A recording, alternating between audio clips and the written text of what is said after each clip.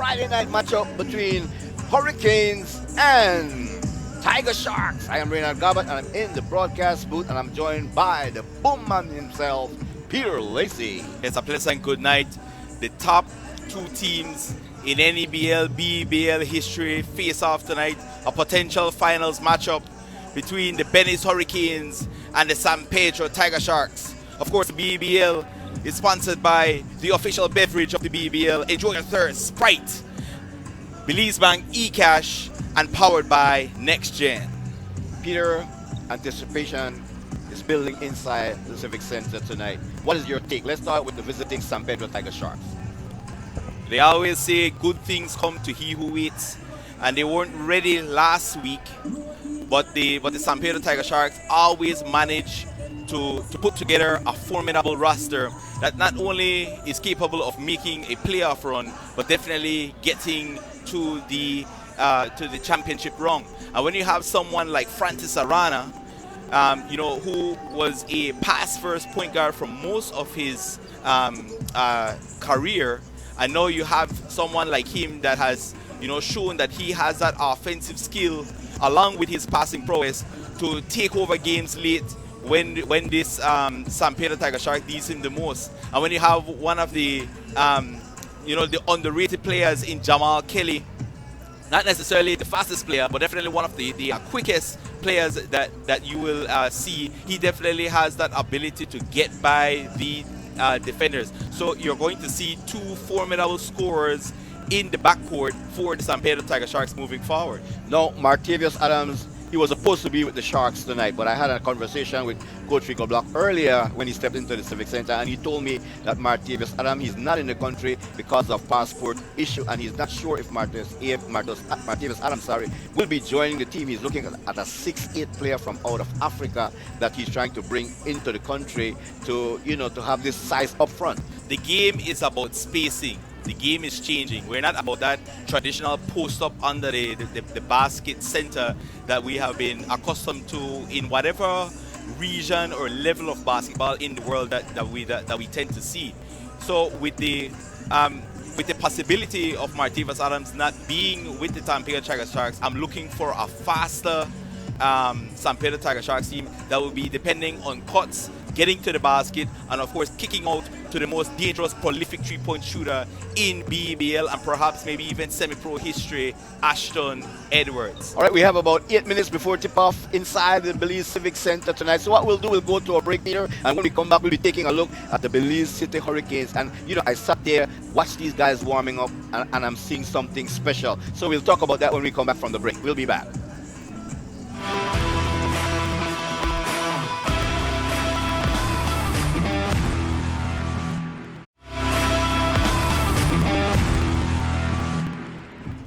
As we welcome you back inside the Civic Center here in Belize City, the fans, they're pouring into the Civic Center here. Peter, I was watching Chris Frazier, and Chris Frazier name, it's a name that is well known to Belizean when it comes to basketball. And watching Chris warm up tonight, this guy is in very good condition. He comes into this tournament, this season, in very, very good condition. Chris Frazier has been traveling the world, in particularly South America, where he has been playing lights out basketball. He is not someone that took time off during the pandemic. He was wherever there was action in the world, he was there.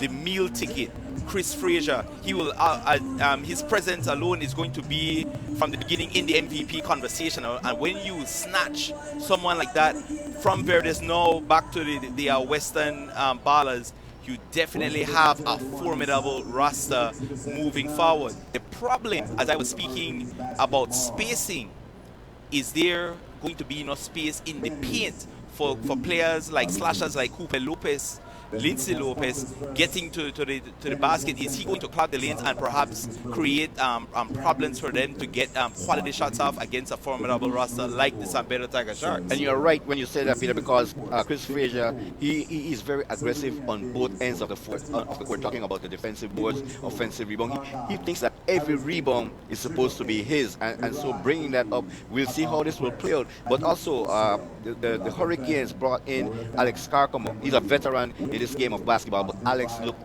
in very, very good condition also. Yes, we can't call him Father Time. We're going to call him Father Prime this season. He definitely is showing that he has that corner three, of course, showing off for the cameras in the various with the various media houses.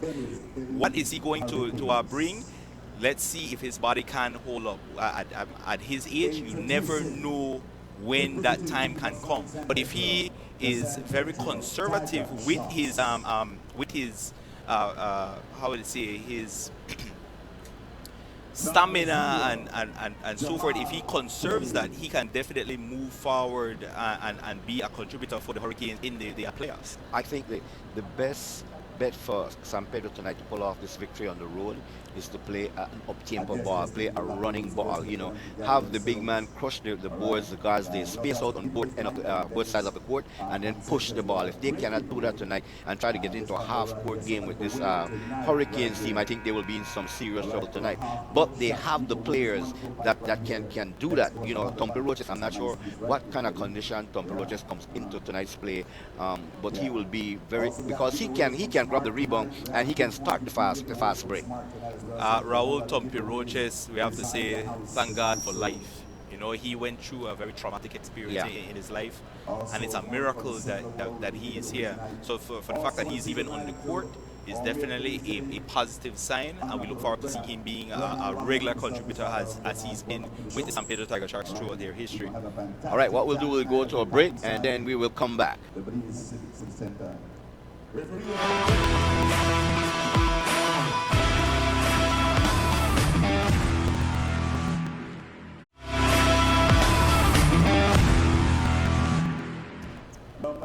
And we are back inside the Civic Center where the players from the San Pedro Tiger Shark is being introduced to the fans here. Peter, you want to talk a little bit about the numbers from last week's game against PG, talking about the Hurricanes going on the road to take on the Punta Gorda Panthers. Yes, it was a 90-69 game. Both, it was not a good shooting performance from the PG Panthers, who shot 33.8% from the field, 6 for 33 from downtown for just 18.2%.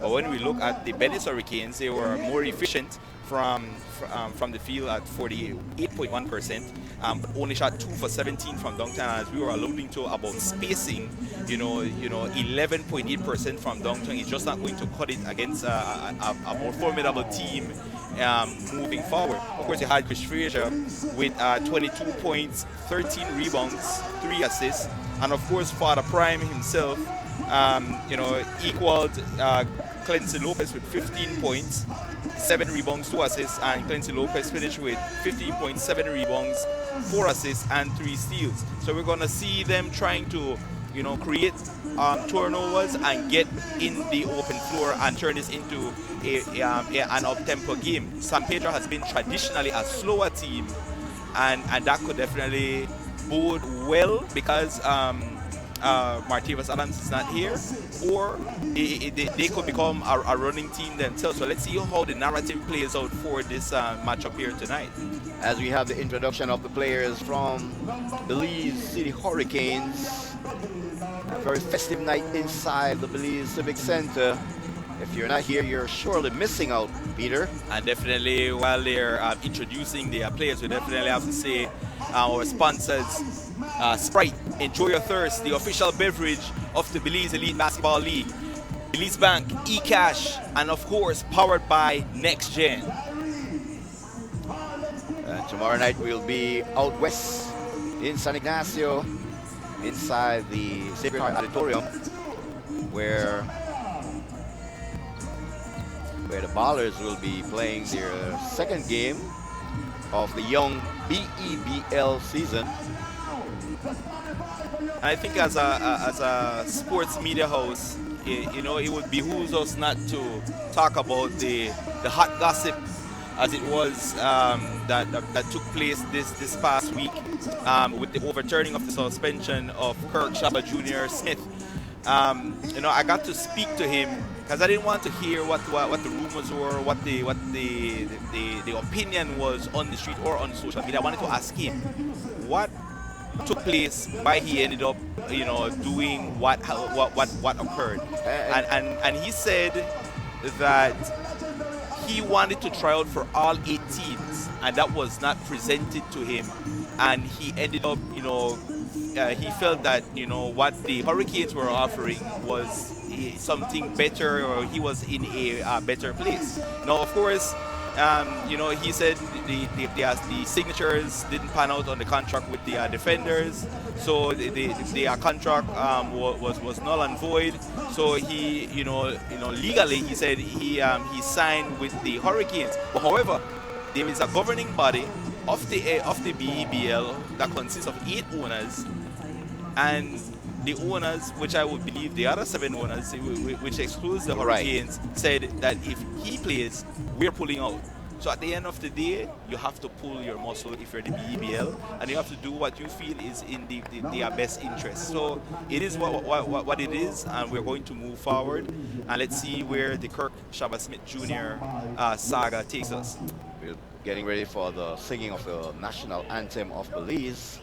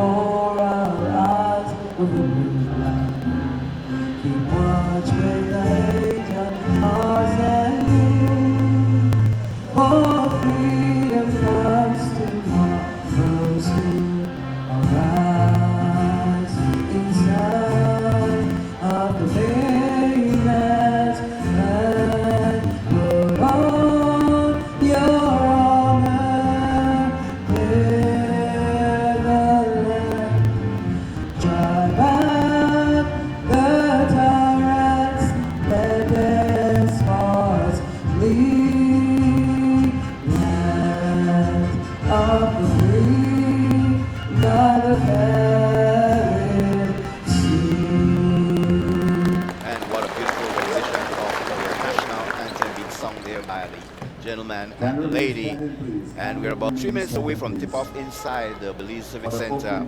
It's going to be a very interesting game. San Pedro coming on the road, playing their first game of the BEBL semi-pro basketball season, and on the other side, Hurricanes came off a win last weekend in Punta Gorda.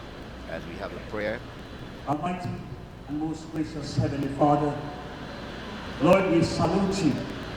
We embrace your prevenient grace. We embrace your presence here tonight, asking you, Lord, for safety, for excellent, stellar sportsmanship, for protection over our guys tonight, Lord God, as they battle against each other, Lord. Our prayers is that each and every individual will give their very best and leave it on this court. We pray for our officials, Lord God, that they too will be vigilant, they will be strong, they will be stern, but at the end of the day, fair game. We pray, dear God, that you continue to bless our city, continue to bless our nation.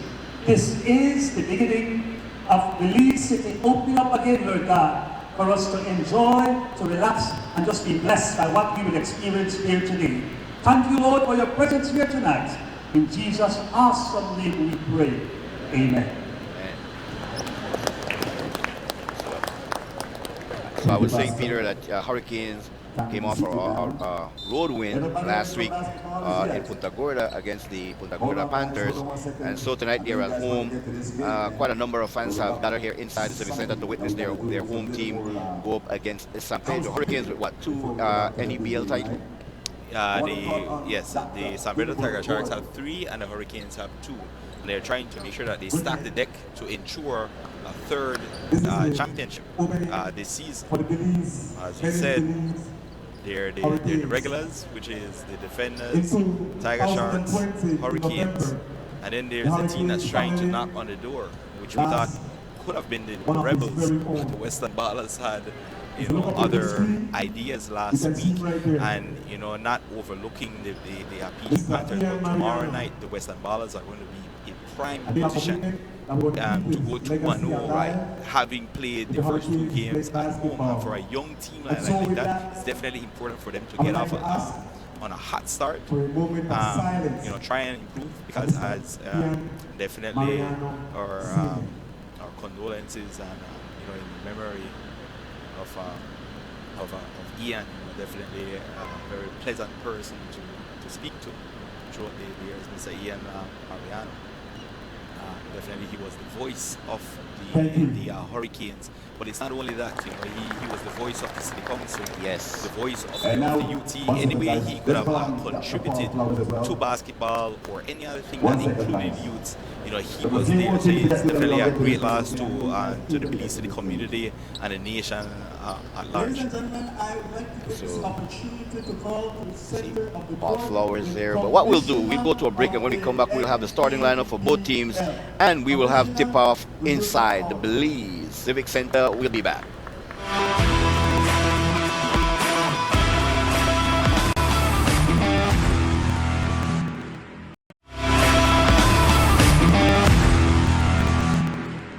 As we welcome you back after the award ceremony for one of Belize's great, Clinton Polo Lightburn, while we were at the break, Peter.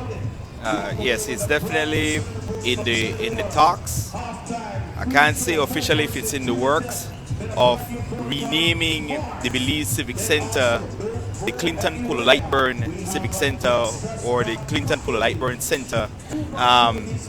It's definitely deserving. But I always like to talk about Mount Rushmore. Who are the top 4? I have my 4. Let's see if your 4 is the same. I'll put Polo. I'll put Keith Superman Acosta. I'll put Milton Palacio. And I'll take your suggestion, Kirk Shabbat-Smith. Yeah. So what is your 4? Yeah, I will go with the same 4 also, Peter. These guys are worthy to be put into that category. For those that I don't know, that Kirk Shabbat-Smith played his college ball in the United States of America, where he was very instrumental with the college that he played, and I can't remember the college that he played at, but he had some big games for his college when he played in the United States of America. And then how can we forget Keith Acosta with that inbound pass, Peter? It's from Doc Garnett. Yes, it was what, the CARICOM games? No, this was Raiders versus BTL Nets. This was before he left. Okay. It was before he left. Raiders was up by 21 points at the half. BTL Nets, led by AC Agustin, they had a big comeback, and then there was a flagrant foul. I think the Nets were up by 3. And then there was a flagrant foul. I can't remember who got the free throws, but the Raiders cut it to it in one. They got back the ball because of the flagrant, or what we call unsportsmanlike. And then Doc Garnett with the lob to Keith Acosta, and then he became Superman forever. Tonight, the visiting San Pedro Tiger Sharks will be going with John Kelly, Francis Arana, Isiri Palacio, Raul Roches, and Jamal Clifton. The home team, Belize Hurricanes, they'll be going with Glenson Lopez, Alex Carcamo, Victor Evans, Chris Frazier, and Ian Rene. Those are the guys that will be starting for both teams tonight here. And the fans there sitting down there relaxed and waiting for tip-off. And we take a look at Raul Tompiroches wearing number 6 on his jersey. So let's quickly get those stats on Kirk Smith Sr. He went to Weber State in 1995. He was draft eligible. He went undrafted, and he played ball in Mexico, United States, and of course Belize. Also, 6'7" legend, in our opinion, one of the 4 that's on Mount Rushmore for Belizean basketball allure. I mean, we have also Darren Bovell, Of course, who, he. it's a pretty Mount Rushmore. It only consists of 4 faces, and so we might have to create our own by including Darren Bovell, Of course, with those guys. that Darren Bovell is definitely a legend, definitely one of the best mid-range shooters that we have seen, and of course the game changed because now everyone wants to shoot that 3-point shot. So what could have these guys have been in the 90s and early 2000s if that was really a main staple, a part of the game, and that they did a mid-range shot? They could have shot lights out and have be even more productive back then. Right.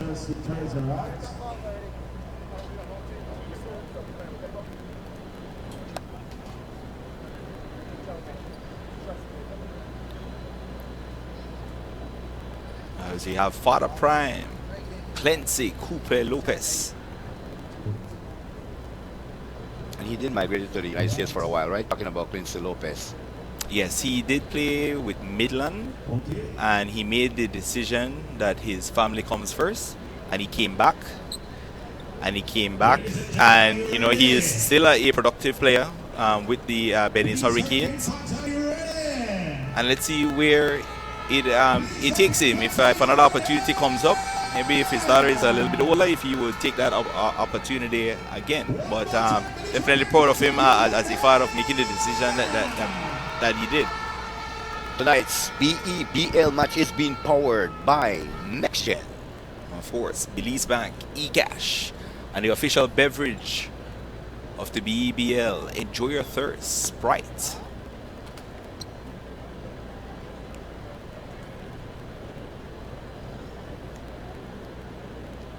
So we're just about ready for tip-off.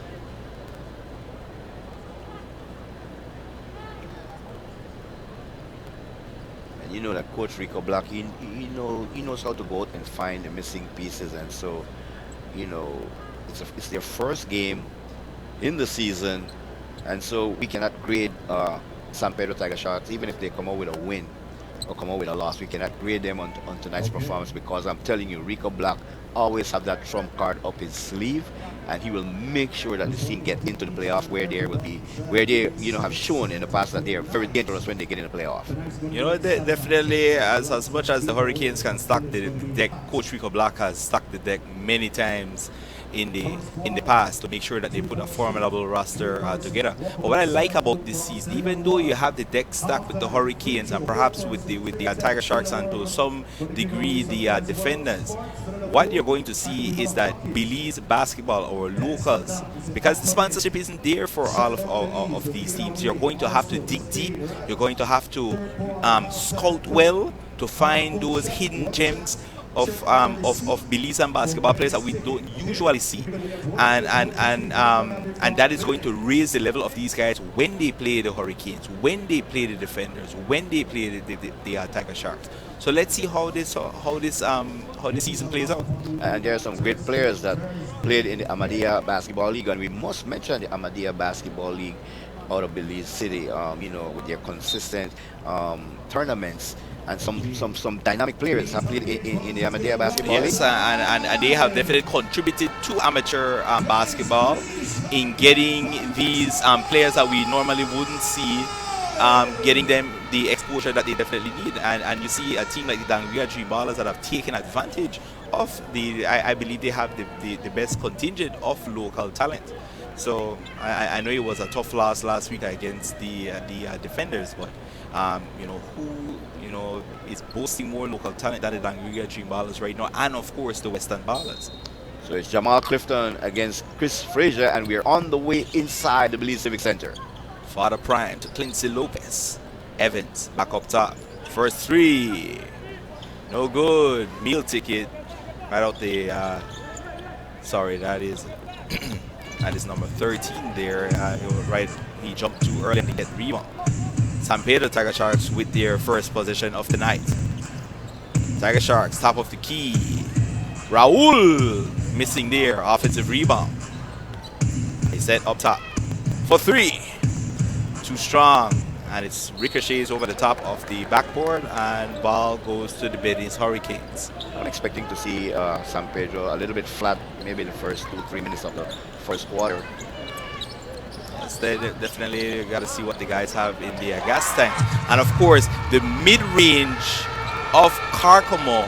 While we talk a lot about what spacing is going to bring, even if the three-point if it isn't there, if you can consistently get the 18-foot jumper and 15-foot jumper from Carcamo, that also opens up lanes for these Hurricanes to with their 45 cuts getting to the basket. That's John Kelly with the open look and the miss for San Pedro. Francis Arana gets it up top. It's Palacio. Francis Arana. Good fake there. Mid-range jumper, try to go glass, no good. And you see one of the best glue guys, the best hustlers in the league, Ian Rennie, to gain that confidence in a star-studded lineup for the Hurricanes to get the starting nod is definitely a good sign for his confidence. This Frazier step out. So we have a throwing coming up for San Pedro. We are 0 for 3 here early in the first quarter. Number 21. Meal ticket, and then Evans trying to go with the second chance opportunity and no good. Posting, double team comes to get it out to Francis. Boom! Francis Arana, the franchise. And the Hurricanes cannot afford to leave Francis Arana wide open from behind the arc, because he will nail that shot for you all night. Here comes franchise on Father Prime. Try to force it inside through two defenders, and it's a turnover by the Hurricanes. Yeah, last touch Chris Frazier. Palacio off the high screen, defended there by Coupe. Raul Tompiroches up to the top of the key, swinging around the right wing. Palacio looking for that shot. San Pedro trying to go with the reverse layup, and missing there. Nice pass to Ian Reddy, and he gets it to go. When we talk about fastest players in the league, of course, we're going to talk about Karen Tut Molina tomorrow and his injury, but definitely Ian Rennie, along with Clincy Coupe Lopez, can definitely get up the court themselves. Ian Rennie right into the chest of Francis Arana. As Palacio was fouled going to the basket, and he's at the free throw line shooting 2 free throws. First one is up and good.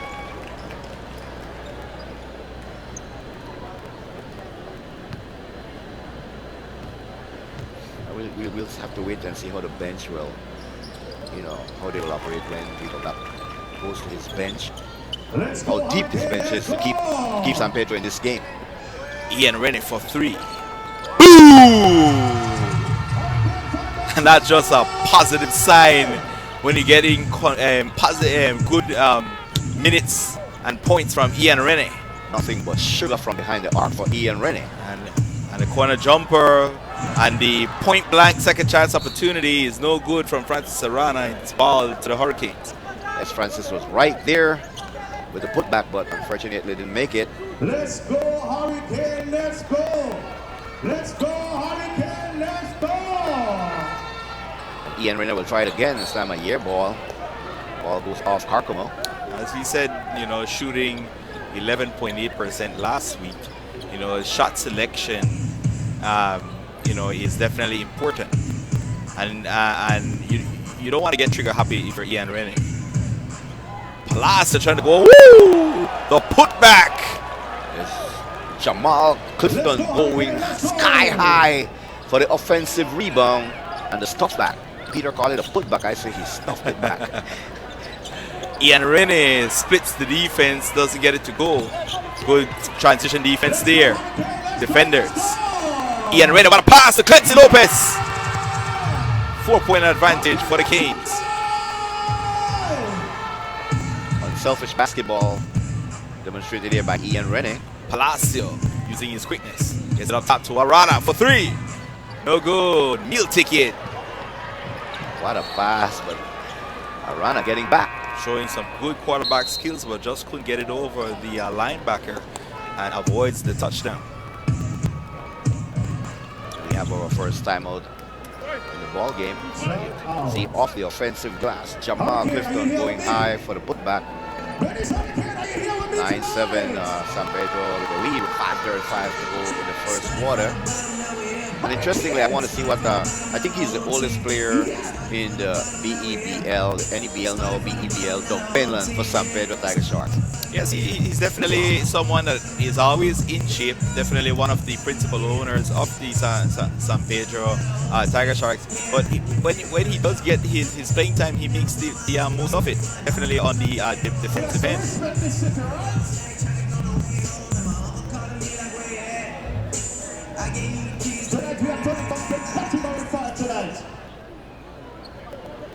Fans continue to pour into the Civic Center here.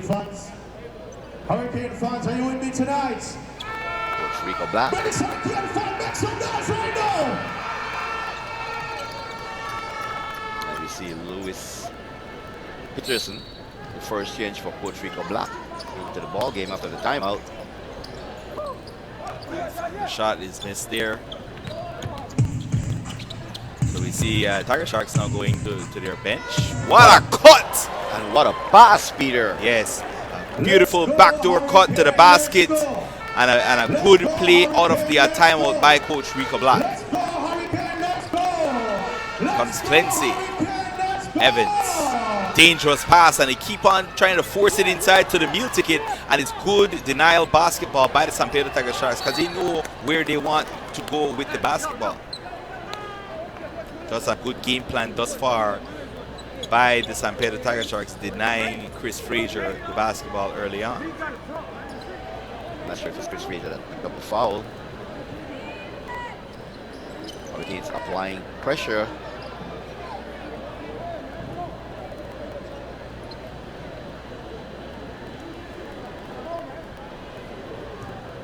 We have another substitution there for the San Pedro Tiger Sharks. That is number 1, Peterson. Raul Roches out of the ball game. So we have number 11, Jamal Kelly. As we have Orozco getting into the ball game straight out of New York. Definitely an active street baller in New York, always in shape, always playing, definitely looking to be a contributor this season. Clancy Evans. Is that off of Evans? He's a foul. Call the foul. Fifth one.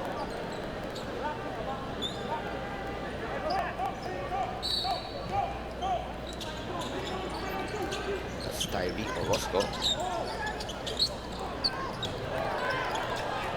Chris Frazier right there to clean it up for Hurricanes with the putback. And he finally gets on the board. Palacio up top to Arana. Francis Arana, high screen from Peterson. Palacio, good trap. And another turnover. Here comes Orozco. Orozco, what a pass. Trying to go backdoor, almost turns it over. Carcamo, good denial basketball again by the Tiger Sharks. Foul will be called on Lewis Peterson. That would be his first foul.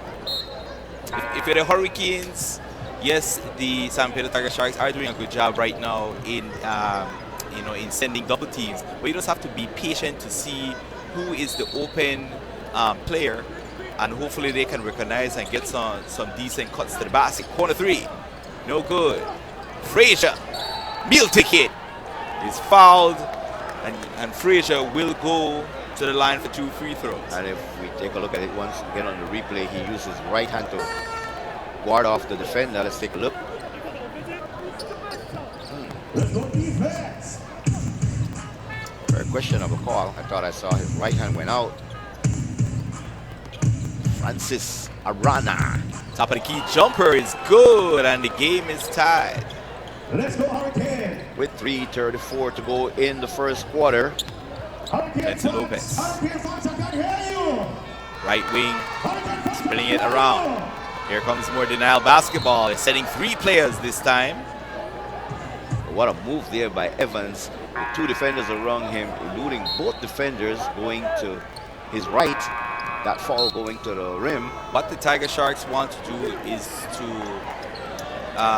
to force the Hurricanes into a 3-point shooting team, as they only shot 18% last week.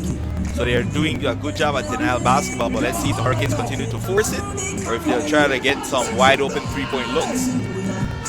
Tonight's game is being brought to you by Belize Bank eCash and powered by NextGen Sprite, the official drink of the BEBL.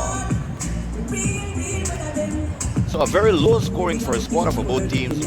11-11 with 3:28 to go in the quarter. As you see Kirk come out there just below the free throw line. Sweet jump shot. Francis Arana with nothing but sugar.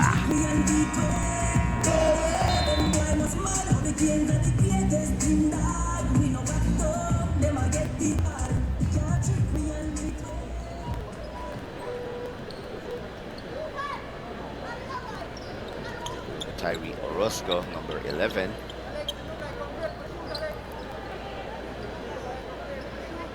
Pete Pollard has checked into the ball game for San Pedro Tiger Sharks, along with number Jamal Kelly, number 0. First free throw by Evans, up and good. So Pete Pollard is in off the bench. Jamal Kelly and Louis Peterson. Second free throw up and good. So the Hurricanes up by a possession. Francis Arana, Kelly. And you mentioned Jamal Kelly. He looks slow in what he does, but this guy has some quickness inside of him. Foul call under the basket, so possession will remain with San Pedro Tiger Sharks. Jamal Kelly can explode in slow motion for 25 points in his sleep. He's that effective. Yeah. He takes good shots. He makes good decisions.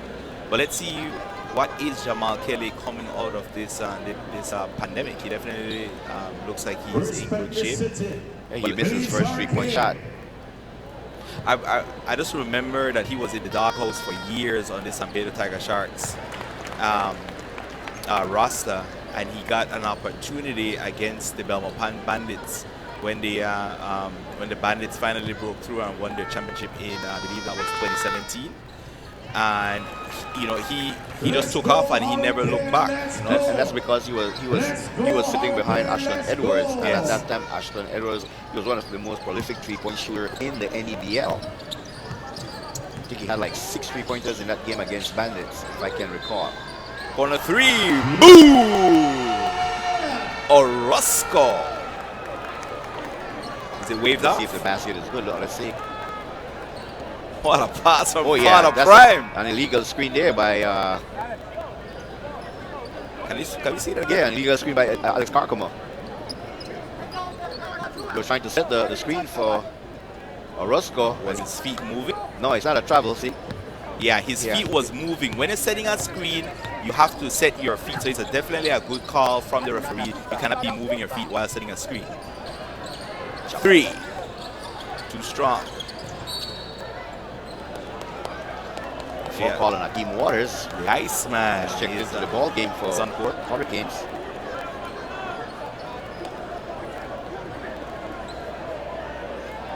John Kelly trying to get the rebound, but Waters.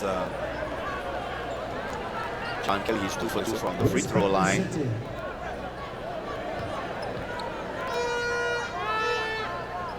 I believe in 2019, John Kelly's brother played with my Queen Square Monarchs in the Belize City Council tournament. I was a team that featured both the Jaheim best friends other than Riga, Jaheim Diego and Jaheim Martinez, and of course Kylan Wade. We had Kerwin Palacio, and John Kelly was one of those guys that was coming off of our bench. You know, it was definitely the dream team, but it was shattered dreams in the end. It didn't work out our way. So see veteran referee Melvin Let's go, Hurricane, let's go! speaking to the table, thinking they're having some issues with the webcaster, as we were having last week in Cairo. Still not getting any feedback in terms of stats that we want to pass over to our viewers. Hurricanes over the limit. So for the next 2:33, Tiger Sharks will be going to the free throw line. And Tiger Sharks with 3 fouls, 3 team fouls here in the first quarter.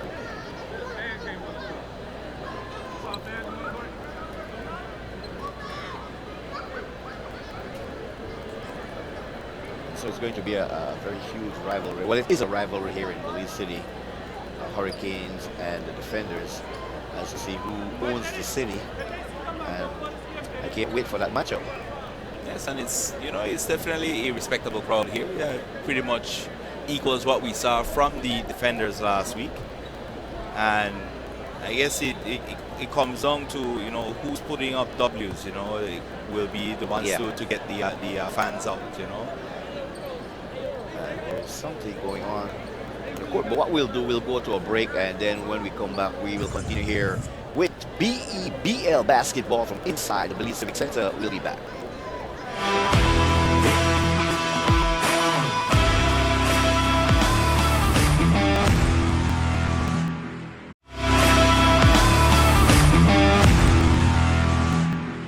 We welcome you back with Kelly making his second free throw. Let's go, let's go, let's He's go! now 3 out of 4 from the free throw line. Here comes Enzo Lopez trying to, and they're force feeding it into Chris Frazier.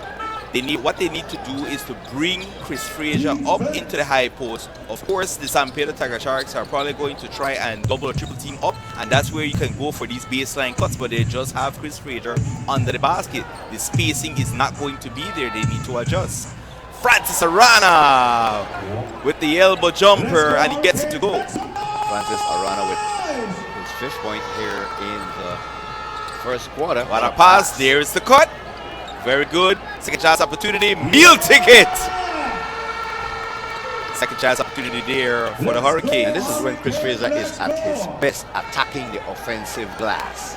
Roscoe trying to cheat there, go for a steal, but it's out of bounds. Ball back to the Tiger Sharks. 1 point lead for the visiting San Pedro Tiger Sharks, 16-15. Seeing a 2-3 zone from the Hurricanes. Floater is good. Let's go, And it's a seesaw affair as Jamal Kelly puts up 2. Let's go, Hurricane, let's go! Let's go, Hurricane, let's go! Let's go! For 3. Hurricane, let's No go! good. I definitely want to big up our My TV subscribers in the United States as we have a fast break opportunity. Lob City! Evans! Missing the alley hoop tomahawk. And on the other side, Tiger Shark trying to answer, and the fans are loving it. Here comes the Iceman. Iceman. Frazier gets it to the corner. No good. Out the outstretched arms of the meal ticket. and what's San Pedro doing here? They're really defending the defensive rebound. It's 1 and out for Hurricanes here in the first quarter. Yes, and as I said, Jamal Wagner needs to recognize what the Sharks are doing. And that is, they need to bring Chris Frazier up a little bit more in the high post. Big rebound there by the meal ticket. And they can go for a 2-for-1 if they choose to. Let's see what the Hurricanes decides. Evans up top. Evans cross. Jumper. Too short. And they can settle for the last position if they choose to. Tiger Sharks trying to go up tempo. Not a good possession. Yeah, Francis Arana should have pulled it back above the 3-point line, set it up for the final shot. They try to force the issue there just now. Final possession of the first quarter. Clancy, Orozco, baseline. Up top, not a good position. Francis Arana for three. Off the Oh! back rim. What a shot there by Francis Arana as the first quarter has come to an end. 18-15, a 3-point lead for San Pedro Tiger Sharks. We'll go to a break, and then when we come back, we'll have second quarter action for you. Stay with us.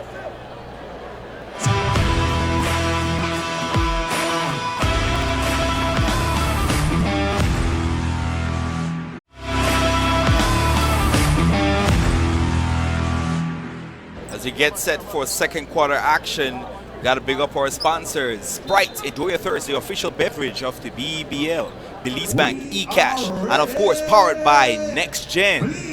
Thus far, the Hurricanes have been forcing the action into Chris Frazier. They've been just showing one look in the low post with Chris Frazier. Will Jamil Wagner make the adjustment, bring Frazier up in the high post, and look for very capable slashers with the cuts, whether it is baseline cuts, 45 cuts, to get some easy baskets. As the Tiger Sharks take a 5-point lead off the layup. A strong move there by Jamal Clifton with the right-hand dribble, taking it deep in the paint, and the finish. Lindsay, Steal there. Force it inside to Orozco, turns it over. Tiger Sharks, Palacio. What a cut! And there's a 45 cut for you. Try to go high off the glass, but no good. Chris Frazier being harassed. The meal ticket being eaten there. What a Euro, gets it up top to Turton. It's Raheem Turton. Famous for scoring 61 points in a basketball game himself. I know they were bigging up Clinton Polo-Lightbrown. Well, how many players could say that they scored 60 plus points in a basketball game, regardless of the level here in Belize? And the blocking foul call on Jamal Clifton, as he was in a restricted area. Kyrie Orozco. Let's big up Mr. Geneva himself, his cousin Beresford Jr. I'm sure he's tuning in from international. As I was saying earlier, let's big up all the Mighty TV subscribers that is tuning in from the United States, whether it is Canada, England, the Caribbean, wherever you are. Thank you for tuning in to BBL action via My TV.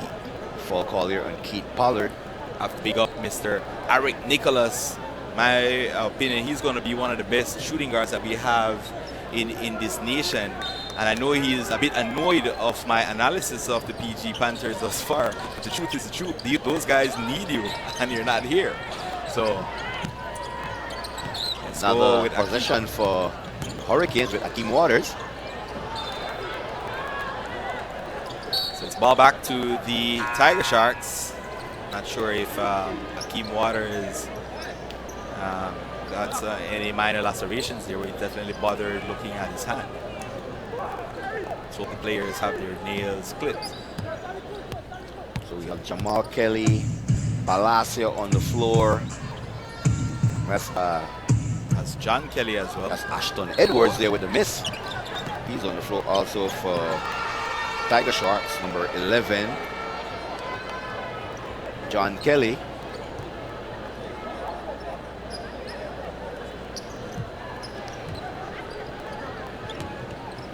We have Quincy Lopez, Akeem Waters, Chris Frazier. I think Chris has played most of this ball game so far. In and out is that three from Turton. Here comes the Tiger Sharks. Jamal Kelly, lob, not accurate there, but I've gotten the truth. The hook shot no good there from Ashton Edwards. Sorry, not a good fall there by John Kelly after he missed the shot. Clearly he was boxed out there by Chris Frazier and then going over the top of Chris Frazier. Yes, number 11 is John Kelly. My apologies for that. Clancy Lopez. Let's see if they continue to go denial basketball. They're sending 3 players to the meal ticket. What a cut there by Raheem Turton, and the pass from Akeem Waters will put him at the free throw line. And they have to make the San Pedro Tiger Sharks pay. If they're sending 3 players the way of Chris Frazier, look for the other players. There are 4 players that could be cutting to the basket, which Raheem Turton obviously did draw the foul, but misses the first free throw. Hurricanes not too good from the free throw line here. the first half. Let me get some stats from last week. Oh, they shot from the charity strike. Raheem Turton, 1 out of 2. That makes it a 16-20 game, a 4-point lead for the San Pedro Tiger Sharks with 8:12 to go in the first half. The Hurricane shot only 48% from the free throw line last week, going 12 for 25. As the Tiger Shark scores at Palacio. Driving layup there by Siri Palacio. Let's go. Plenty gets it with the floater. Orozco with the baby floater from about 10 feet. Francis Arana. They're speeding it up, but a pass. John Kelly! Tomahawk! Up Peru! Finally for John Kelly, throwing it down here inside the Belize Civic Center. Terry Orozco. Chris Frazier. Like Beauty travel kid. there just now. Waters forces it inside to Orozco, who misses there. Clancy, third opportunity. Jumper no good. Fourth opportunity. Orozco hustling. And fifth opportunity. And the Hurricanes are hustling. Let's see who the foul will be calling. Will it be on Jamal Clifton? As he was down there fighting for the ball. Well, let this jam right here by John Kelly. Hello.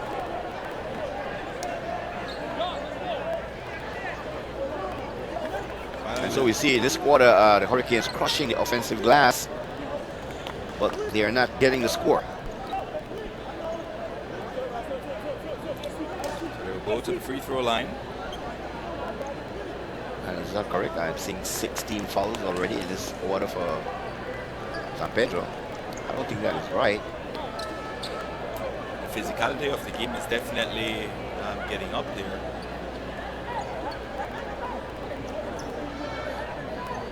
Does the fouls carry over from one quarter to the next? No. It doesn't? No. Okay. It's more that those, how the NCAA rules used to be back in the day when they used to play 20 minutes a half. Jamal Clifton getting a rest. Tom Roches back into the ball game for the San Pedro Tiger Sharks. First free throw good. As Akeem Waters have one more free throw to go.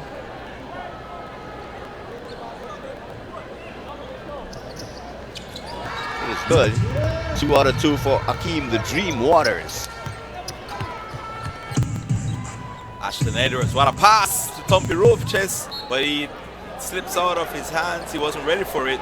That's ball back to the Hurricanes. Let's go, Hurricane, let's go. Tiger Sharks need to take care of the ball. Roscoe saves it, gets it up top. Lindsay Lopez. Lindsay, crossover. And it's the same thing. He's looking for his, trying to make a move inside. You know, he's a slasher, but when you have Orozco and Frazier, you know, clogging up the paint, there's not much to go there. So there needs to be some space with Waters cutting to their basket. But if you don't space, there will not be any effective cuts. Foul call on Francis Arana. As Lindsay Lopez missed the first of 2. Makes good on the second free throw to close the lead, 21-24. And here come the Sharks. What a pass. Corner jumper. Good. What a pass from Ashton Edwards. And whether he shoots it at a high clip or not, he is always a threat, and he made the right decision there. Clancy trying to force the action. No good there. Here come the Sharks. Up by 5. Trying to add more to the lead. Ashton. Ashton. 4-3. No good. I think he get a little bit too fancy as he watched the player blew by, took his time. He was not in rhythm. Corner 3. No good. Meal ticket. Feeding. Finally gets it to go. Basically, that's how he's feeding tonight off the offensive glass. Trying to score that way. But no other offensive rhythm for Chris Frazier thus far.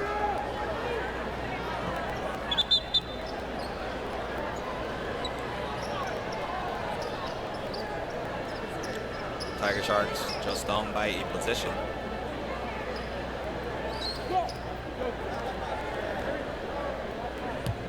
Chris Frazier will need to be looked at. Hurricane, let's go! No. Turton up top. Waters. Double team there. Frazier. Waters, not known for the 3-point shot. Takes it wisely inside. Another turnover there by the meal ticket. Ball stolen by Palacio. Palacio slips. Not fall on Quincy Lopez. A tripping foul there called on Quincy Lopez. Put Palacio at the free throw line. Definitely so. It doesn't look much like a trip. More acting skills there, and it pays off for him. Yeah, a little bit of Hollywood does pay off. Hurricane, look at here in the hands. As Quincy Lopez takes a seat on the bench. Yeah. First free throw, no good there by Siri Palacio. One more time, Hurricane, horns. Loving it from the NC. Second free throw good. It's back to a 4-point lead for the visiting San Pedro Tiger Sharks with 5:32 to go in the ball game.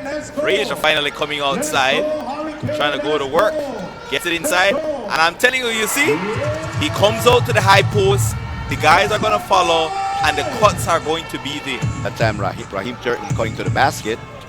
Sarada, woo, through 4, but he misses a point blank. Here comes Orozco, box pass!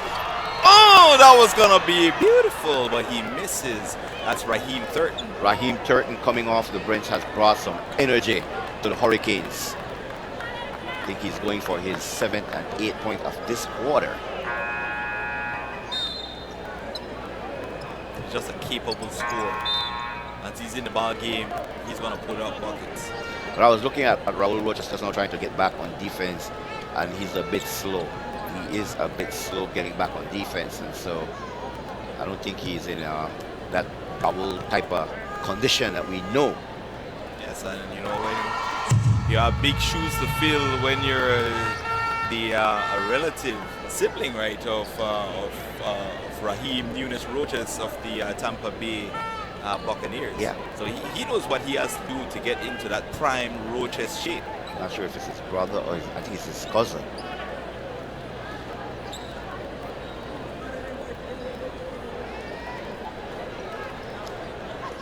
Tonight's game is being brought to you by Belize Bank eCash and powered by NextGen and the official drink of the BEBL, Sprite.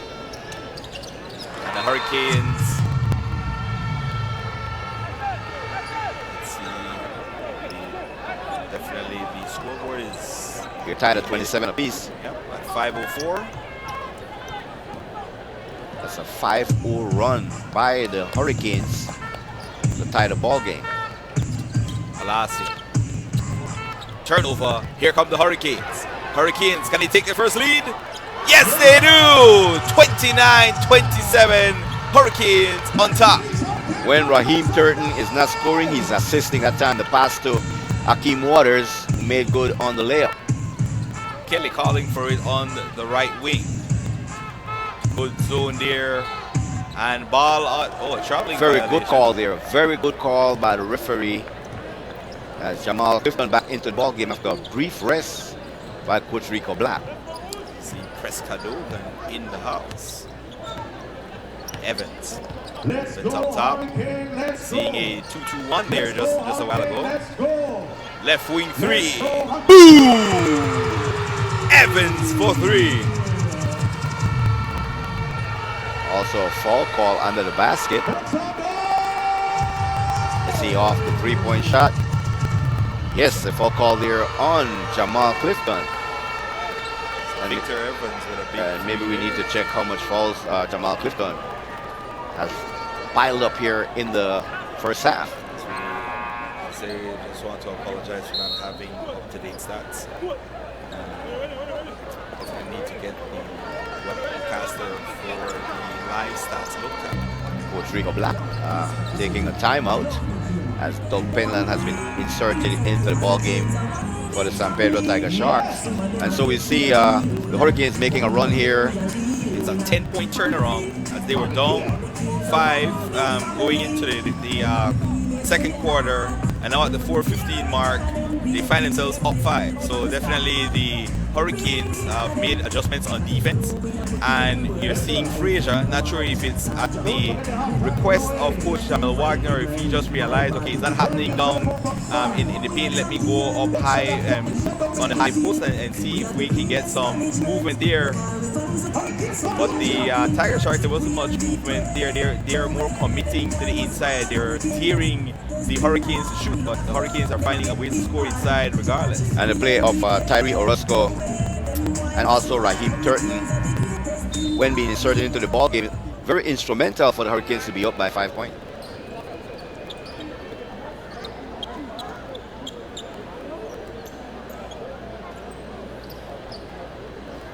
.4:15 to go in the half. That's Akeem the Dream Waters at the free throw line.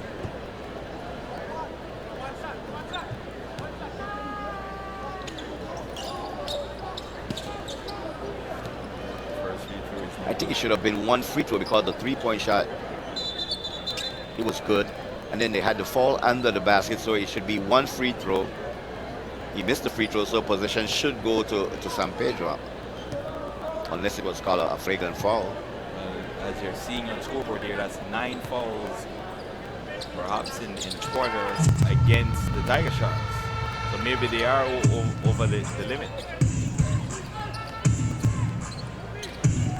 Kelly up top, high screen there from Raul Topi Roches.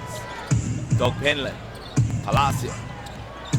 Seeing the zone there. Close out defense there by Akeem Waters, and the steal. Raheem with the Euro, missing there, but the putback, but that was after the whistle. A foul call on Doug Penland. That would put Raheem Turton at the free throw line once again, where he's racking up his points tonight. Good move there, blocked there by Penland, but he is called for the foul. And the Hurricanes with a chance to extend their lead. It's Father Prime. Definitely being a player coach. That will watch us out of the ball game. Coming in back in the ball game, Lois Peterson. That's Lindsay Lopez, Brother of Glency Lopez. And the Cedar Vernon royalty. As the Cedar Vernon Technical High School added another national championship to their trophy case this past year. Starts making good on both free throws. An 8-point lead for the Hurricanes. A large turnaround. It has been 14-point turnaround. That is 13-point turnaround. Frazier with the rebound. Is it fatigue setting in for the Tiger Sharks? Could be. What a pass. Mule Ticket is fouled. And the foul will be called on Doug Penland once again. Chubs is in the ball game for the first time. Beautiful touch pass there by Evans.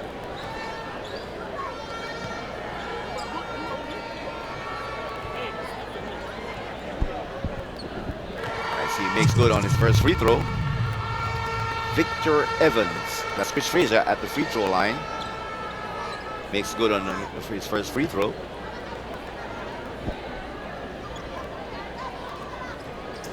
Mule Ticket missing the second. Tiger Sharks doesn't have an answer. Kelly, too strong. Way off. Mule Ticket gets the rebound, slows it down. Here comes Orozco. Nice pass, step back three, no good. Victor Evans with the reverse, no good. And Evans and Frazier controlling the offensive glass for the Hurricanes. Victor Evans will not be denied. What a turnaround. 16-point turnaround. Penland for the corner three. Boom! Tuggy fresh. They needed that. San Pedro needed that shot from Doug Penland. Let's go, Hurricane, let's go. Bounce pass from dangerous pass inside. Frazier. Probably was fouled on the first try, but the foul is now called. And Peter, what is happening to San Pedro? They're sending out 4 players, crushing for the defensive rebound and leave all the open space between the basket and the free throw line, and this is costing them. The thing is, Coach Rico Black is showing one look over and over and over, and it's not working now. It was working earlier, but smart basketball players or smart coaching from Jamil Wagner is going to make adjustments, and we were calling for the adjustments on the Hurricanes. Now they've made it, and this game plan is not working. So now Coach Rico Black is going to have to go in his two chests and see what else he can come up with, because this ball denial defense is no longer working, and it's basically tired legs making these ticky-tack fouls, and it's just free throws for the most part that is getting the Hurricanes to extend the lead. And another turnover. And a foul call on Jamal Kelly. Timeout call by the Hurricanes.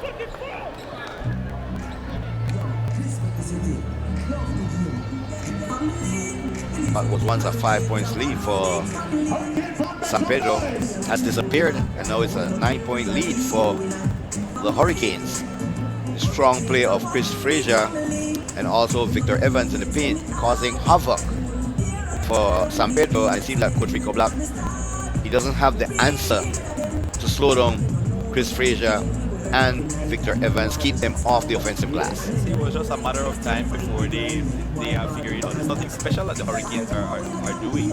It's just chipping away, making the adjustments, right? And it's basic adjustments, because it's a basic defense. You're not giving different looks. You're setting triple and not quadruple teams. You know, the Hurricanes have a wide array of players that can beat you in different ways. Of course, they're not. They haven't shown that they can shoot the basketball from downtown. So I understand what the game plan initially is. But the minute you bring Chris Frazier out and you start sending these players, the triple team and quadruple team up, then you're going to be out of position, and then to try and deny the basket, you're going to be drawing these fouls. Victor Evans thought he was going to be shooting free throws. Ball out of bounds. Victor Evans up top. Floater, no good. Orozco with the second chance opportunity, goes glass. Tyree Orozco now getting into the equation along with Victor Evans and Chris Frazier off the offensive glass. I think we're seeing a different Orozco offensive foul. Oh, got a good play there by Jamal Kelly. Look at it. Oh, a little bit of acting there too. A lot of, and he's laughing. He knows it. He knows it.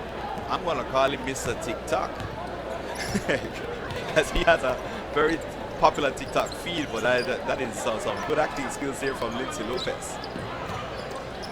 Roscoe. John Kelly after the Father dunk Prime has disappeared. Good defense there. Oh. Anticipated here by Lindsay Lopez. TikTok blocking fall on Lindsay Lopez. Yeah, he will not get away with this one. Let's go, Hurricane, let's go! Beautiful finger roll there from Lindsay Lopez. Let's go, let's go! And let's see, looks like he's getting away with it, Peter. It's not a blocking fall. So they're calling charge? An offensive fall on Jamal Kelly. Back-to-back offensive foul. The intelligence of Lindsay Lopez. I first got to know him when he was in Standard 5, and you know he was definitely someone mentally beyond his years. You know, keeping up on the basketball court. Behind complex where he used to play his basketball as a pretty young child at about 11 years old. Very respectful person, and he has just blossomed. He hasn't gotten the big stats, the big stature in this league, but he's definitely a respected player. Daniel Alberto shooting free throws. I think that it's either Coach Rico Black or somebody from the bench of the San Pedro Tiger Sharks receive a technical foul.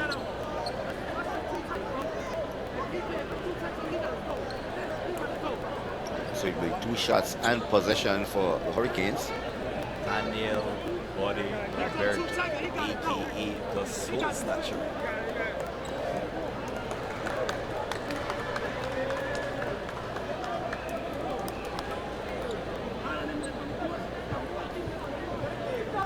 And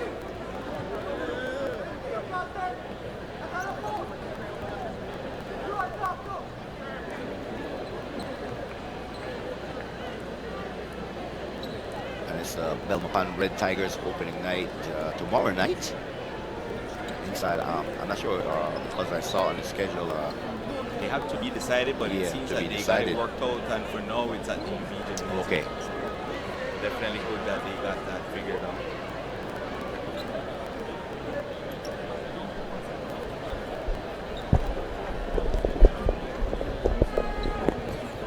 So the officials trying to sort it out. We know that Daniel Alberto already hit one free throw.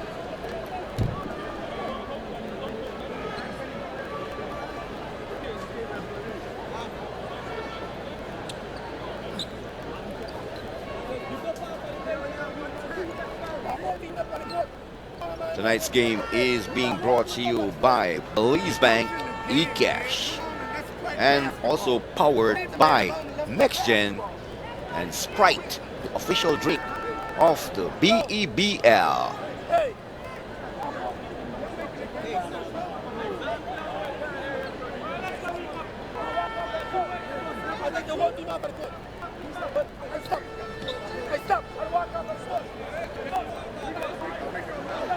Coach Rico Black calling his players off the court. Let's go, Hurricane, let's go! Not sure what is going on here.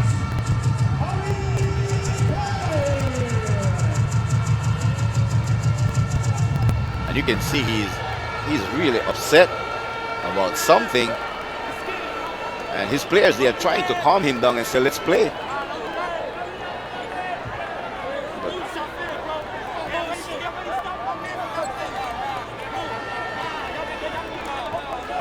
I think that San Pedro Tiger Sharks should continue the game.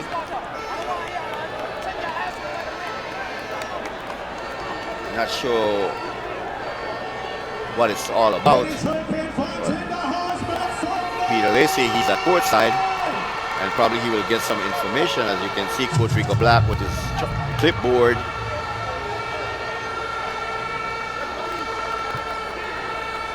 He has called his players off the court, but you can see that some of the players, they don't want to come off the court. But he's off the court and now heading to the locker room.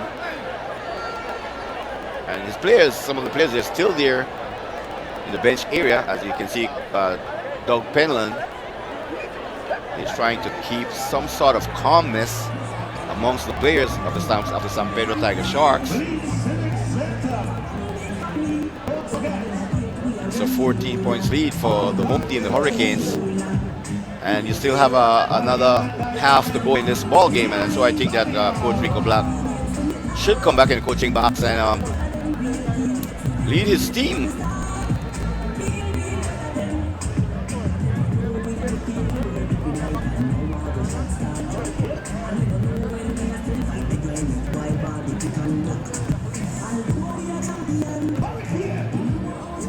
As we are still waiting to see what the outcome will be, but I can tell you that Coach Rico Black has left the court, headed to the locker room, along with Jamal Kelly.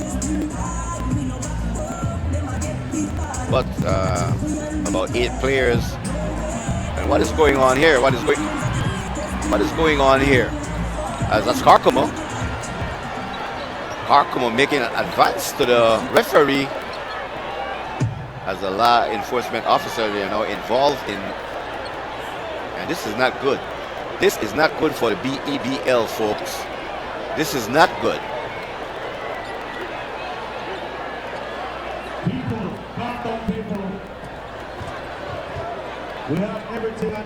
And we see the referee he took his whistle from around his neck, and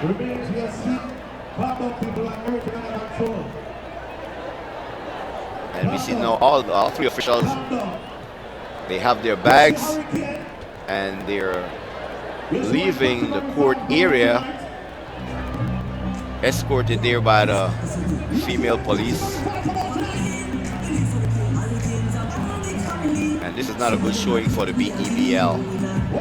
This is surely not a good showing for the BEBL. Quite a number of fans in attendance tonight.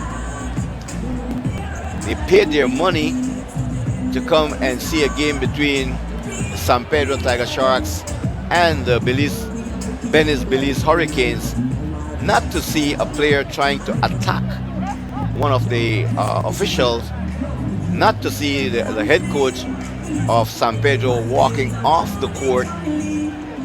Whatever he's angry about, I have no idea, but clearly saw that he very angry.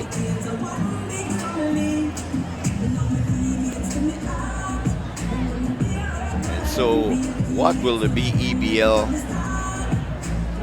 how will they sort it out?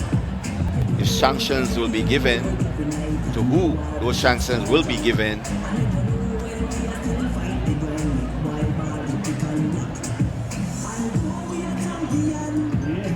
And I am with the referees. If you feel like your life is being threatened, get off the court. And that's referee Melvin that Karkama was making an advancement to. And Karkama, clearly he was upset, or probably even mad. And he had to be held back by coach, players, and the law enforcement officers. They got involved and they managed to get him off the court. And I'm figuring now that the Hurricanes, they're in their locker room.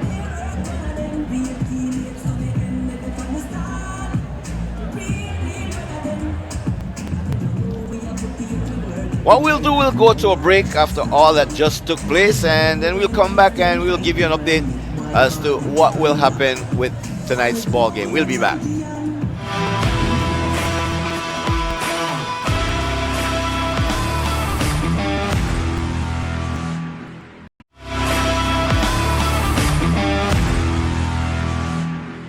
As we are back here inside the Civic Center, and it was announced on the PS system that the game will be continued, but the officials, they are yet to come back on the court. And so we have to await the officials to make their way back to the court. But I think that Alex Karkama should be ejected out of this ball game.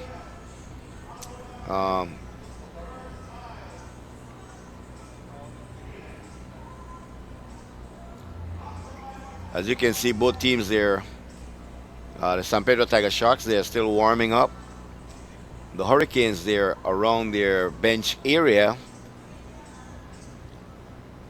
with their coach. That's Jamal Wagner, assistant coach Greg Mogale, and assistant coach Winston Pipersberg. But it's important to see if the officials, they will make their way back onto the court here inside the Belize Civic Center. Without the officials, the game cannot be played. That's a fact.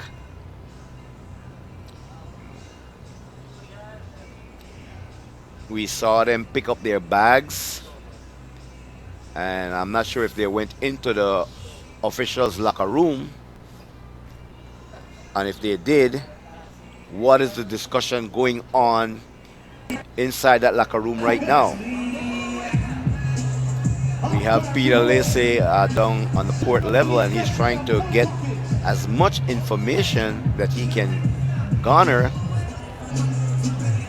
so we can tell you, our viewers at home, what I can tell you for a fact here is that the MC here mentioned over the PA system that the game will continue. Now, he can say that, but if the officials, like I mentioned, if they are not back on the court, then the game will not be able to continue. Quite a number of viewers watching from home, and inside the Civic Center here, the atmosphere, it's a very festive atmosphere with all that took place. And we go back to the replay. As you can see, Coach Rico Black not happy with something, talking to Doug Penland, and as you can see, Alex Karkama here. Then here is Alex Karkama now, you know, trying to make an advancement to referee Pinello.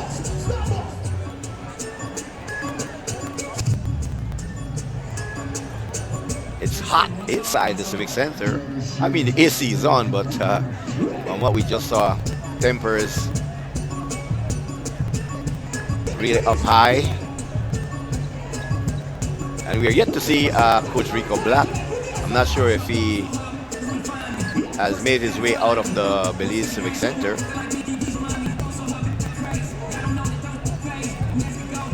But Doug Penland brought the rest of players together and had a talk with them. And there's a sense of calmness over the San Pedro Tiger Sharks. And it seems like they are ready to play.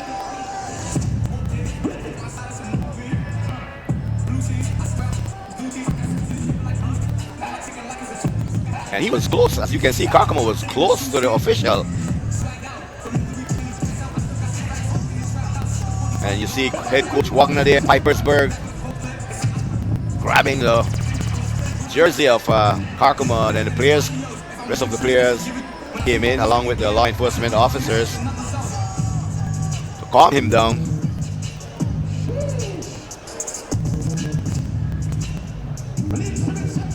And it's no fun when you see a player of his size making an advancement to referee Pinello, who is a much smaller individual, and seems that he meant business trying to get a hold of referee Pinello.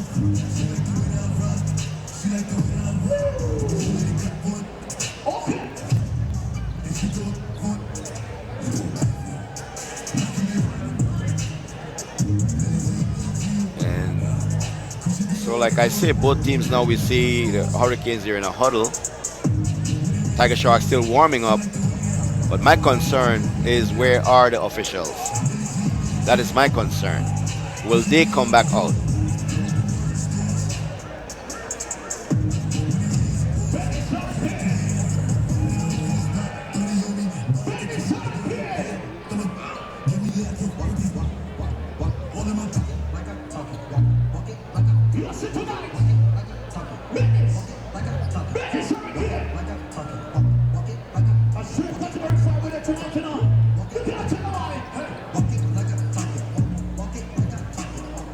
So what we'll do, we will take another break, and then we will come back to see if the game will continue, to see if the referee will make their way back onto the court. So we'll go to a break and then we'll be back.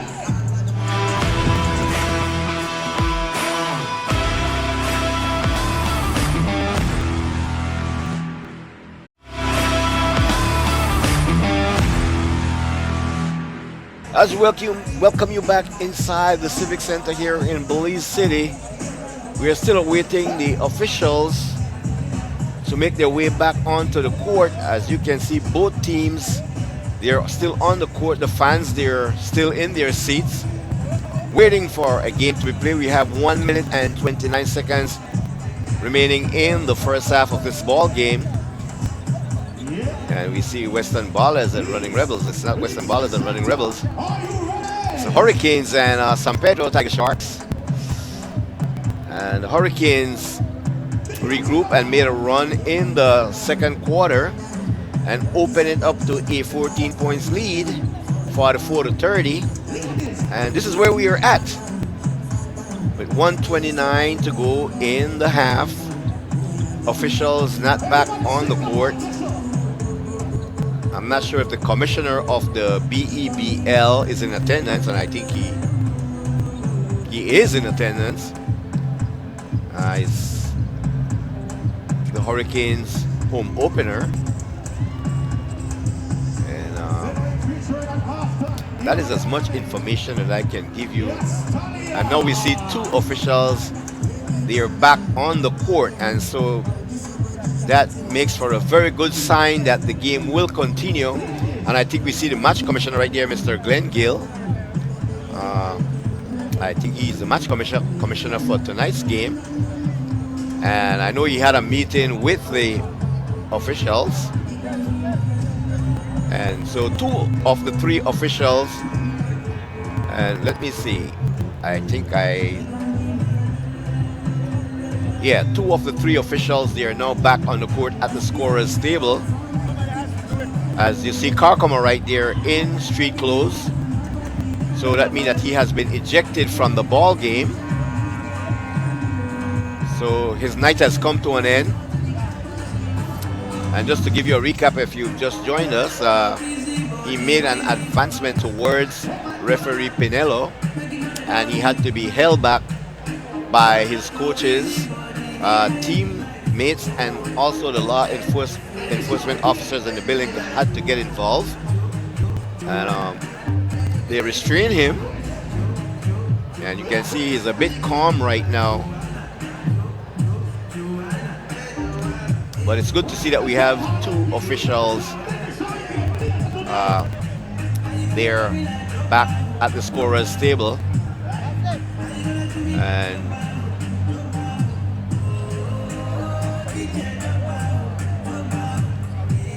I can tell you that referee Pinello, he is not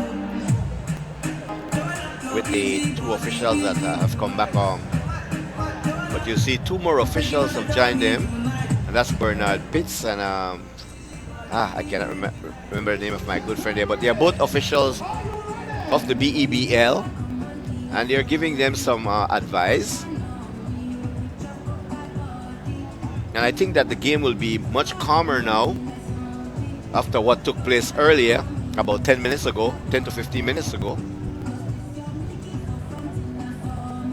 That's the white cable, and this is what not really what started it, but a part of the action, with Alex Karkama trying to get a hold of referee Pinello. And I can tell you that referee Pinello probably is on his way back to San Ignacio or to his hotel. And it seems that it will be Quinton Hamilton who will be doing the coaching duty for the San Pedro Tiger Sharks. And the name Quinton Hamilton, well known throughout the country of Belize because of his being involved in cycling. But it seems that he will be the coach that will continue the game tonight for the San Pedro Tiger Sharks. So everything seems to be at a calm now. 1 minute and 29 seconds of basketball to play in the first half. And the Hurricanes extending the lead here after the Tiger Sharks started the second quarter with a 5-point lead. It is now a 14 points lead for the Hurricanes.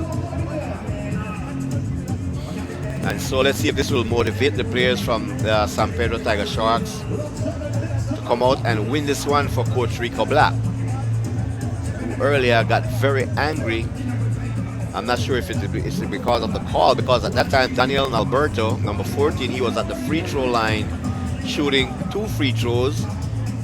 The players didn't line up at the free throw line, which indicate that a technical foul had to be called, or a flagrant foul had to be called on the San Pedro Tiger Sharks. So it would have been 2 free throws for the Hurricanes and possession.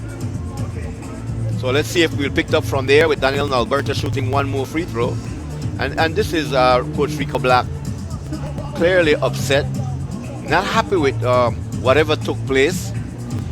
As Doug Plennon tried to calm him down, he didn't want none of that. You also saw Jamal Clifton there trying to calm him down. He didn't want any of that. And then he left the court along with Jamal Kelly after saying something to the scorer's table. And at that juncture, he's telling his team to let's go into the locker room. But clearly some of the players didn't want to go into the locker room. They're here to play basketball, and they will finish this basketball game tonight, which it's a very good showing on the part of the San Pedro Tiger Sharks. You know, having these players come together under the guidance of Doug Plennon, the veteran player on the team, bringing them together and said, come on, we're here to play basketball, and we will play basketball. We'll finish this game no matter what. No matter what the outcome of this game is, we will finish this basketball game.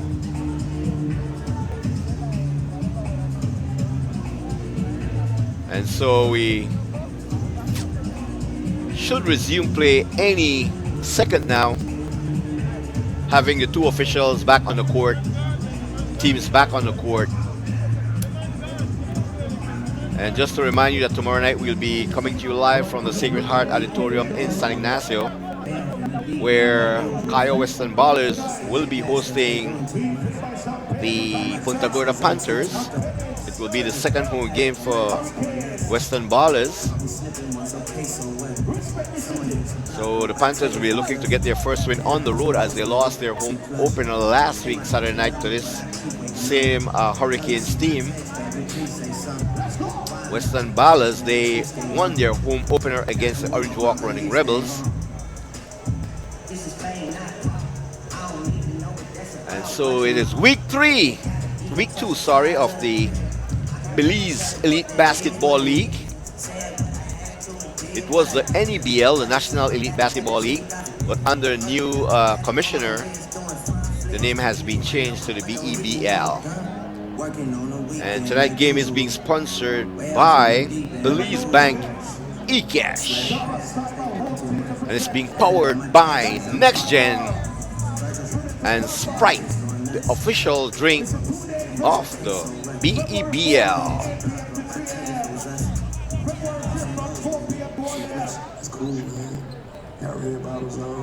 So there could be some game suspension coming towards Alex Carcamo. We'll see what the disciplinary committee will, how they will sort it out.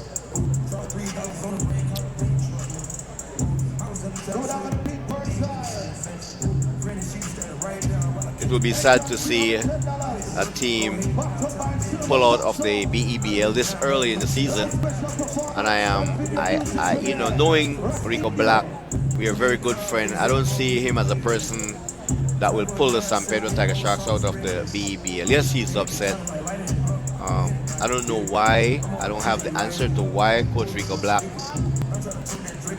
is upset. But clearly, you all saw it. But I know that he will regroup,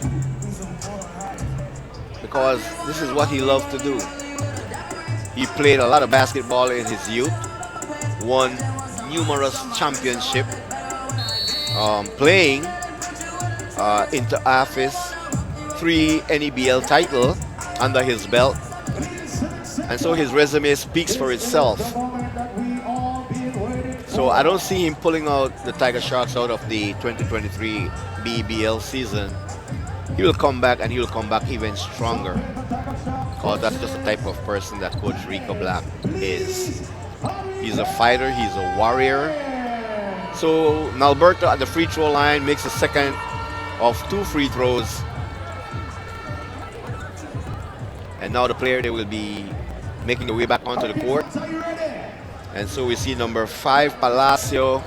Palacio will be shooting. So I would have to think that the free throws that he will be shooting is because of Alex Carcamo being ejected out of the ball game, as he missed the first of 2. With 1 more to go. Second one is up, and it's good. 46-31 in favor of the Hurricanes. We see number 10, that's Jamal Kelly. Number 11, John Kelly. Number 8, Jamal Clifton.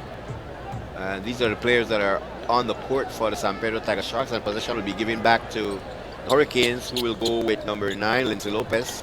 Number 20, Gregory Buckley, getting his first minutes of the ball game, as Francis Arana stepped out of bounds. Number 13, Evans, Victor Evans. And the ball is being stolen there by Kelly. Here comes the Tiger Sharks with Palacio. Goes to Francis Arana. Arana cuts into the paint. Arana to the rock. Up, no good, but the putback is good by Jamal Clifton, hitting the offensive glass with the putback. Hurricanes crosses the timeline. Body in Alberto. Cross court. to Lindsay Lopez. Here comes the shot. It's up. It's no good. Rebound there by Clifton. He has been a beast in this ball game tonight for the San Pedro Tiger Sharks. One of the bright spots. And a foul will be called there on Gregory Buckley. Reaching foul. Clearly a reaching foul there by Buckley as he got the arm of John Kelly. As the ball is being put into play. Here comes Kelly with the turnaround jumper. It's good! What a shot there by John Kelly. And the Tiger Sharks on a 5-0 run here with 26 seconds to go in the ball game. Basket no good. Put back, no good. Last touch goes off John Kelly. And it was Lindsay Lopez with the first look. And Harris with the second look for the Hurricanes.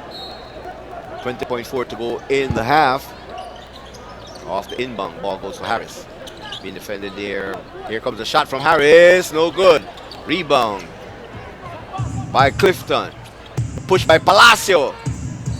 And that's an out of bound there by Keith Pollard, trying to stay in bound. Very good pass by Palacio. Let's go, Hurricane, let's go. Lindsay Lopez. Evans. Shot is up. No good. And that's the end. No basket. No basket. The basket has been waved off. And so the first quarter, the first half has come to an end. And it's the Hurricanes holding on to a 10-point lead. 45-35. And so Tiger Sharks chip 4 points off the lead. And what we will do, we have interviews coming up, as Peter Lacey will be trying to get an interview with someone from the Tiger Sharks or from Hurricanes. What we'll do, we'll go to a break, and when we come back, we will have an interview for you. We'll be back.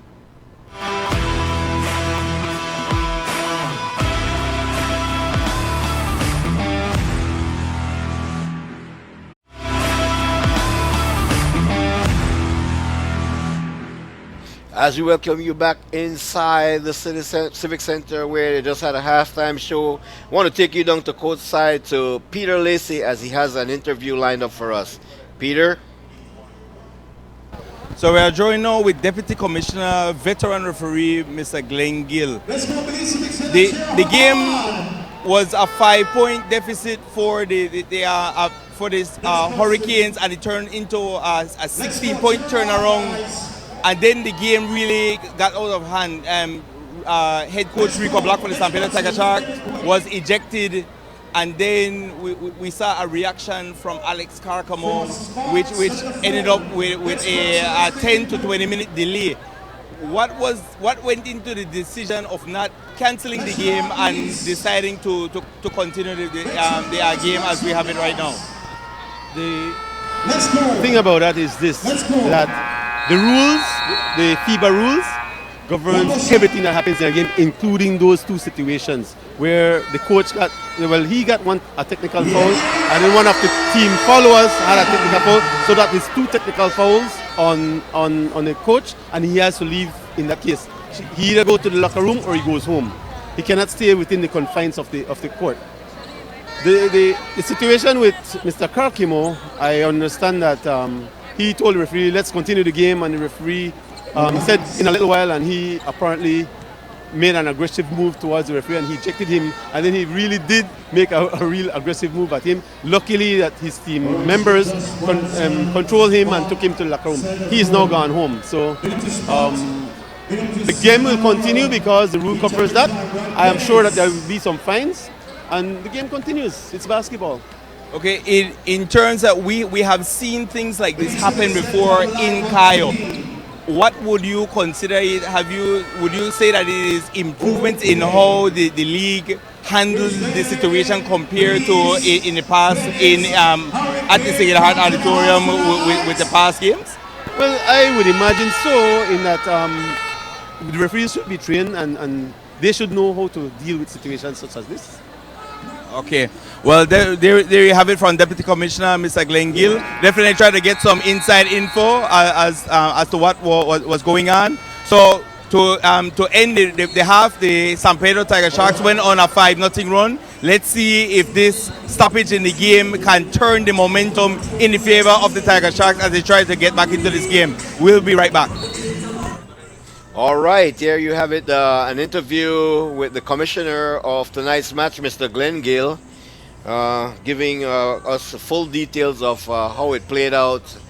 Alex Carcamo, we know that he's out of the ball game. He has been ejected out of the ball game, so he will not be in uniform. I think he's still in the building, though, as we are getting ready to start the second half here. And the San Pedro Tiger Sharks closing out the first half on a high note, chipping off 4 points off the lead, and so that's a good sign for them to come into the second half now, play strong defense, get this down to a single-digit lead going into the fourth quarter, and things can happen for them. On the flip side, the Hurricanes, they will have to just, accept the fact that Alex Carcamo will not be on the floor with them. Chris Frazier will have to continue to be aggressive along with Victor Evans. And then we saw when Raheem Turton came into the ball game along with Tyree Orozco, that's when the dynamics changed for the Belize Hurricanes. That's when they went on a run against the San Pedro Tiger Sharks, took the lead, and now this is where we are at as we are getting ready for second half action.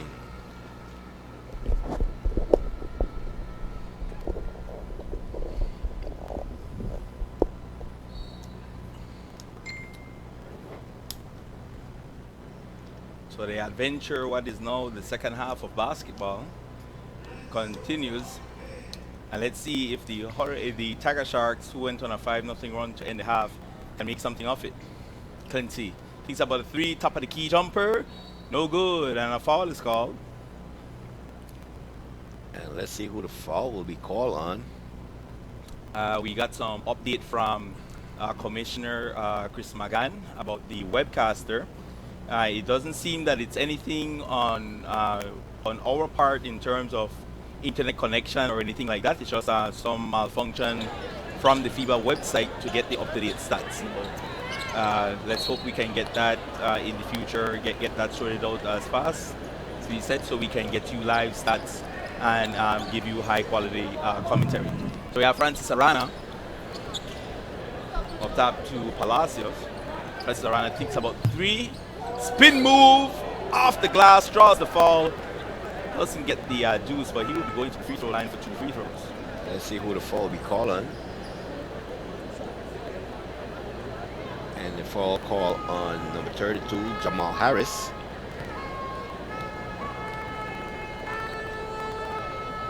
As first free throw by Francis Arana, it's up and it's good. With one more free throw to go here in the third quarter. And it's good. Victor Evans with the inbound. Quincy Lopez gets it back up to Victor. Ian Rene. From the post, it's at a post. The meal ticket feeding. And the foul is called, and it's on John Kelly. Too strong, the meal ticket. What a pass from Jamal Harris. Harris with the assist. Frazier with the finish. And ball bouncing around and into the hands of Raul Tampiroches. Palacios. So the remainder of the ball game will be coached by assistant head coach Quinton the Baddest Hamilton. That pass is good hands there by Raul Tampiroches, getting in the passing lane.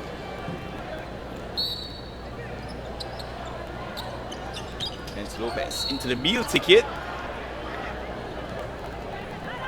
Meal ticket goes into the San Pedro Tiger Sharks player and draws the foul. Chris Frazier at the free throw line. First free throw is up and it's good.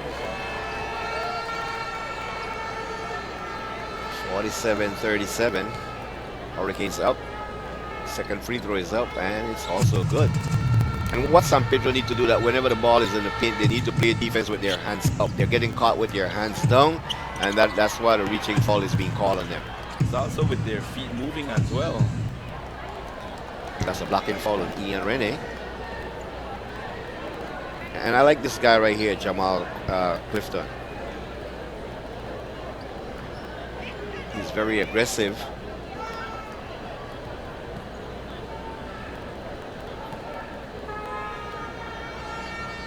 Makes good on the first free throw.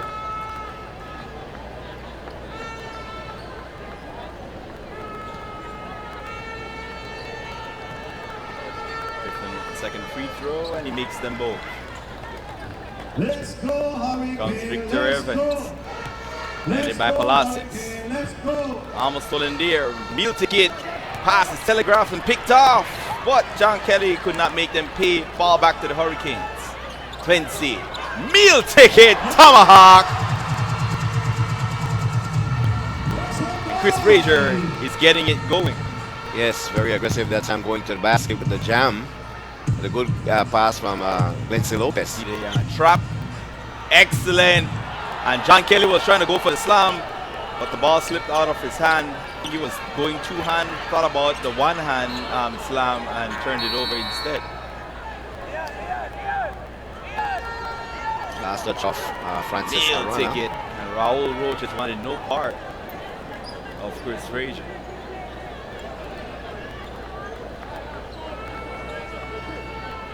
Ian Rennie, yeah. Goes to the bench. And Tyree Orozco, like I mentioned, who came off the bench in the first half with a lot of energy. Is back on the floor now. Baseline. Evans draws the fall. Doesn't get the layup to go. Trying to go glass. And again, that time John Kelly reached. He had his hand down.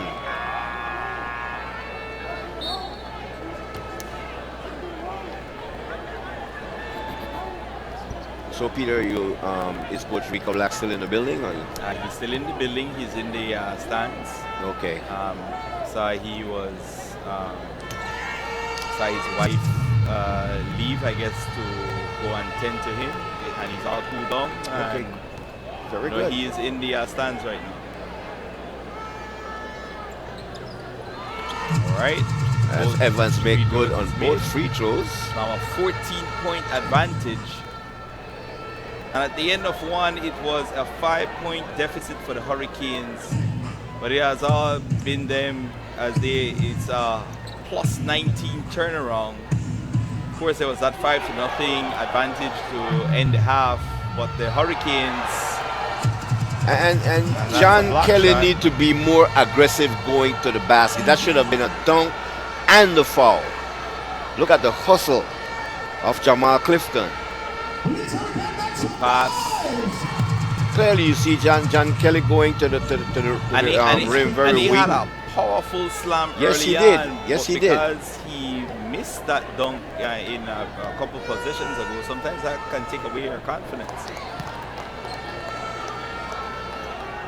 Where is the spark going to come from for this Stampede Tiger Sharks team? I am looking at Ashton Edwards.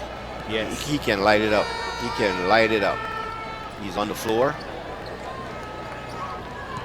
What we have seen with Ashton Edwards in years past is that he's not forcing up the three-point shots as he usually does. He's making that pass. John Kelly blocked there. Again, Kelly not being aggressive going to the basket, and this is the reason why he was just blocked.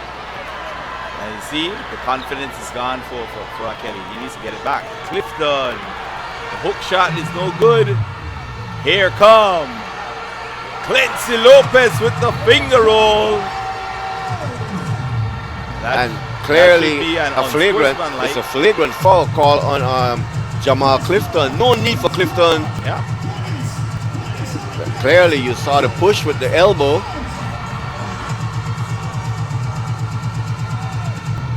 Definitely saw some good I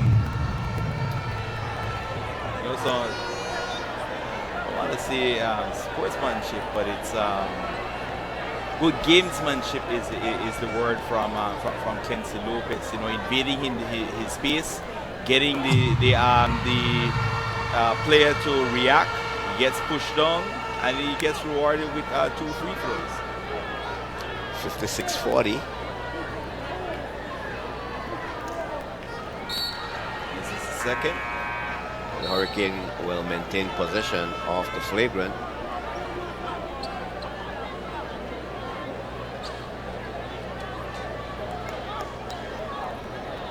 The Hurricanes fans, they are loving it here inside the Belize Civic Center.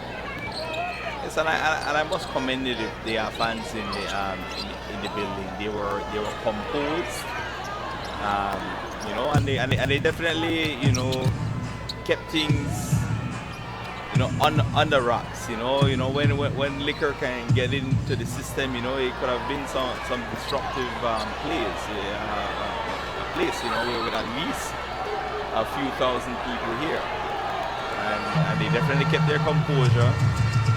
And their Hurricanes team is upbeat. And that puts the Tiger Sharks over the limit, so Chris Frazier will be going to the free throw line. But right here, I think a jump ball should have been called. And then it's Kelly who picks up the foul, number 11.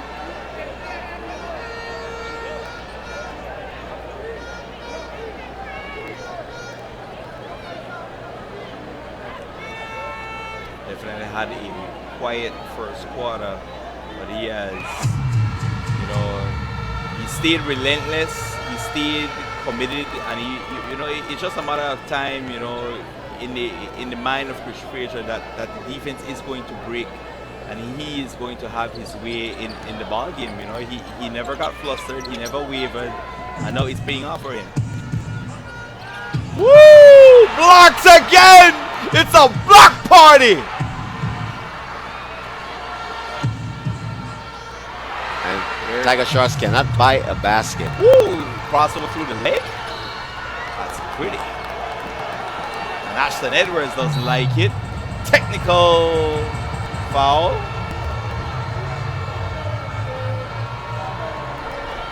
The referee needs to manage this game to make sure that things does not continue to get out of hand. Yeah, clearly that was a foul. Foul. That should have been a foul call on that's number 33, Jamal Harris. Crossover, I think that went through the legs of Ashton.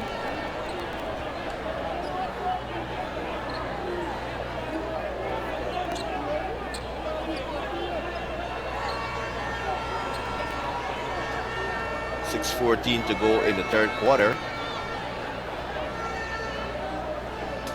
In and out for Evans.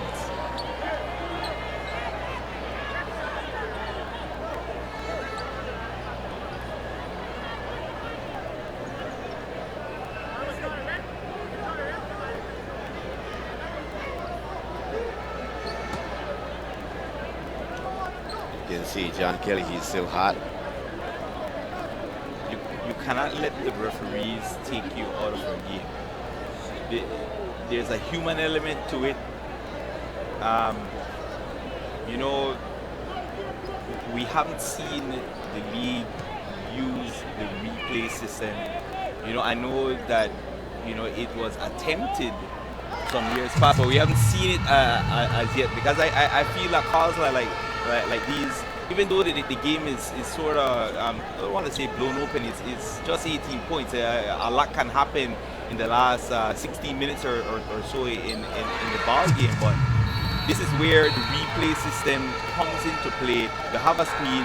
If the referee is unsure, it doesn't have to be a challenge call. Go to the system and reverse it if they are called, because you don't want the team fans to get out of hand. You know, so these are things that they need to look into. Use the technology that is at your fingertips.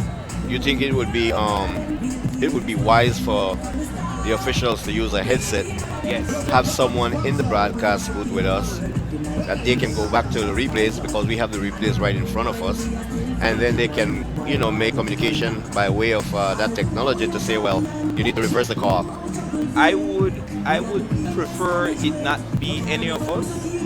No, not you will have. But of course, have someone. You'll have an from the official, league, right? yes. You'll have a fourth official in the booth, Yes. or even the match commissioner could be in the booth. And that doesn't it doesn't only have to be that. You know, there's our broadcast partners with PGTV and CTV3. You know, they can have some central location where these you can be picking up these feeds and making these decisions as well. Ashton Edwards with the jump shot, no good. That's ball out of bounds by Orozco, and the ball will remain with the San Pedro Tiger Sharks. John Kelly is still fighting, and I like that. Of course, definitely a passionate player. Ball out of bounds. Ashton Edwards. And he's going to be jarring at the big man, the meal ticket. Ashton needs to calm himself down. He's a veteran, and he could lead, but you don't want to see him lead in this way. It's classic Edwards mind games being played. You know, Tyron did it, Dentmore, and of course Ashton. You know, it's classic Edwards mind games being played here, but it's just not going their way right now. They're down 19 points, and the trash talking is just not going to work. But as Michael Jordan always says, he respects a player that trash talks when he's losing. So you gotta respect the trash talking of Ashton Edwards in this case. At the time, John Kelly going over the back of Chris Frazier, and he's bumped. Chris Frazier definitely getting in it. Yeah, he knows how to get the crowd engaged. Yeah, he knows what time it is.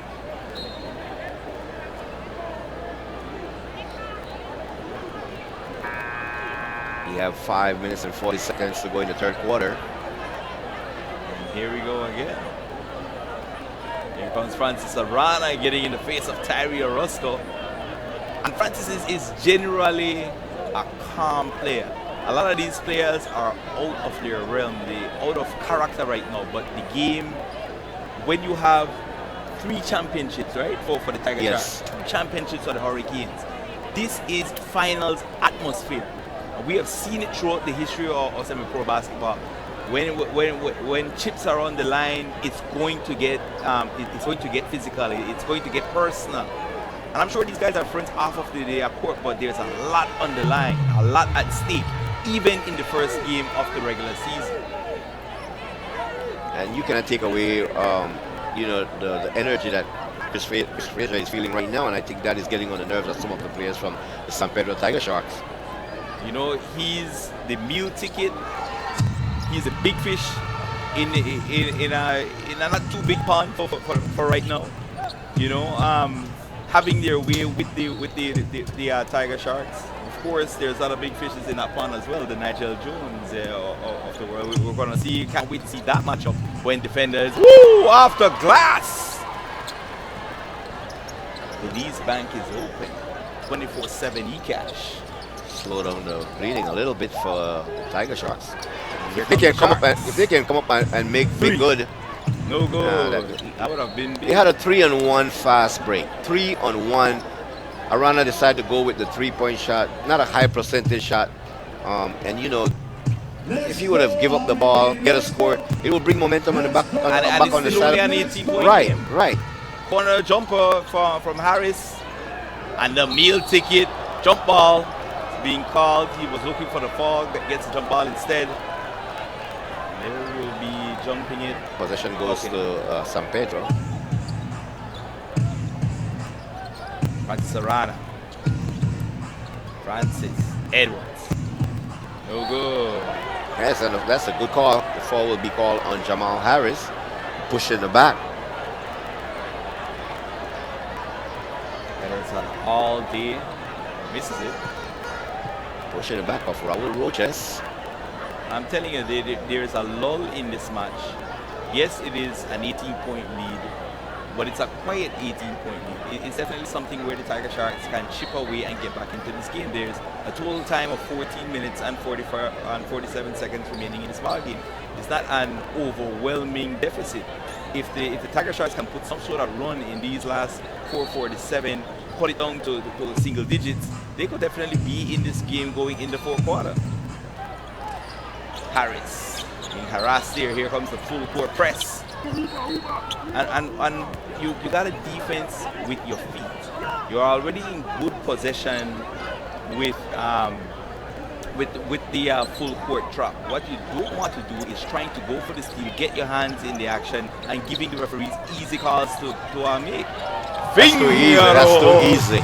That is too easy. And that's basically how you break down a full court defense. It's back up to 20 points. Good defense there from Harris versus the turnover. See, this is what I'm talking about. Running. Harris keeping his Roscoe. hands up. And the pass from Orozco to Clancy, and it's good. 22-point lead. Reset there by Rogers. That's Sarana. Not a Again, turnover. again, hands, turnover. What a pass! Beautiful! Meal tickets! Misses! Oh my goodness. We're Foul. getting ready for a top 10, top 5 play of the week.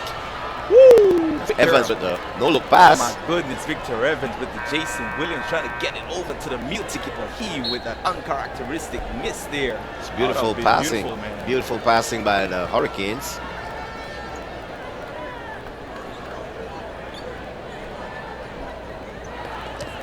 First one no good. One more free throw for Chris Frazier. 65-43 with 3:43 to go in the third. Frazier makes it.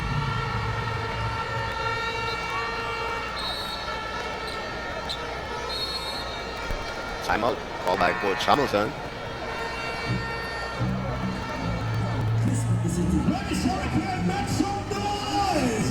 Someone from San Pedro need to step up and take charge on the court. Get the next 4 guys on the same page. Play strong defense, but I am not seeing that the San Pedro Tiger Sharks are in tip-top condition for this game. Eventually they will get there. You see fatigue taking a little toll here and there, and that's when the Hurricanes will make their run. Hurricanes on the other side, they are very active with their hands. Their hands are not lolling at their sides. They're not keeping their hand at their sides. They're keeping their hands up. They are getting deflections.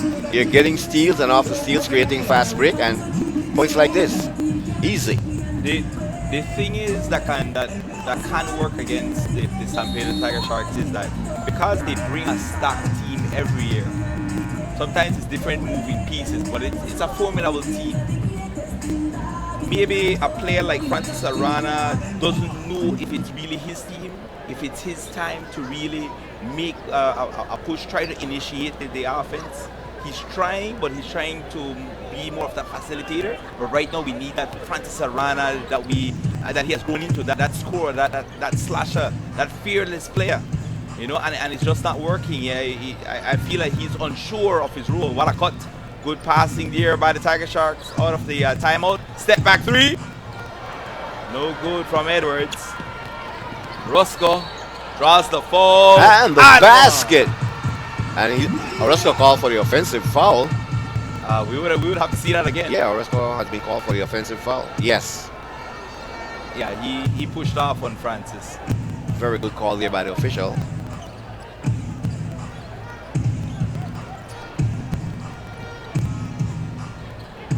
Tompage trying to go over Harris. Corner 3. No good. Second chance opportunity for the Hurricanes. Spencer decides to slow it down. 10 seconds on the clock. Double team. Baseline Evans. Stepped out.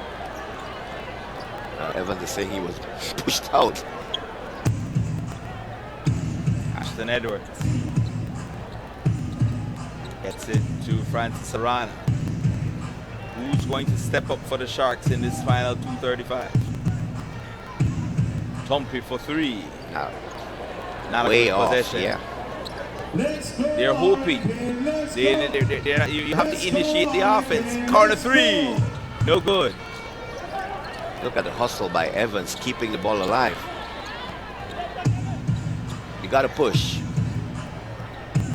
They're settling for the 3 ball, and the 3 ball not falling. Gotta try to make something happen. It's a 23-point lead. Hurricanes in complete control. Call. Pushing. And the ball will go to the Sharks. Tyree Orozco. And that should put the Tiger Sharks at the free throw line.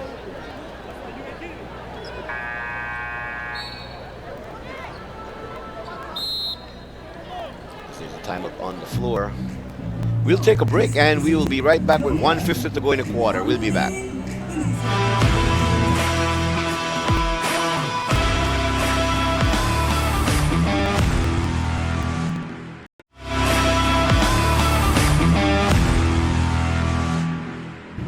As we welcome you back, 66-43.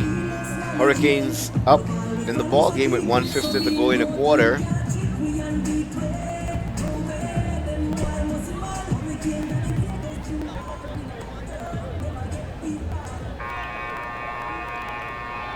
have Roches, Arana, Edwards,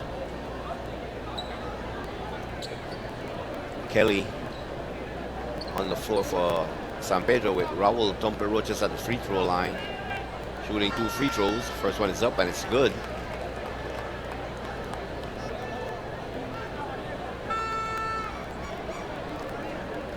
One more free throw to go for Roches, and it's no good. Rebound snatched there by Buckley. Here come the Hurricanes, trying to extend this lead as we approach 90 seconds in the third quarter. What a pass by Quincy Lopez. A bullet to Buckley. Foul going to the, trying to put the ball in the basket. He's now at the free throw line, shooting 2 free throws. Hurricanes going deep in their bench. Gregory Buckley.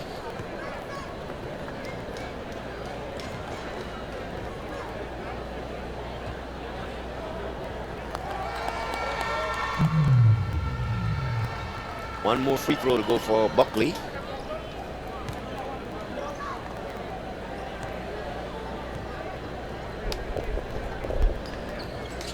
Makes good on both free throws.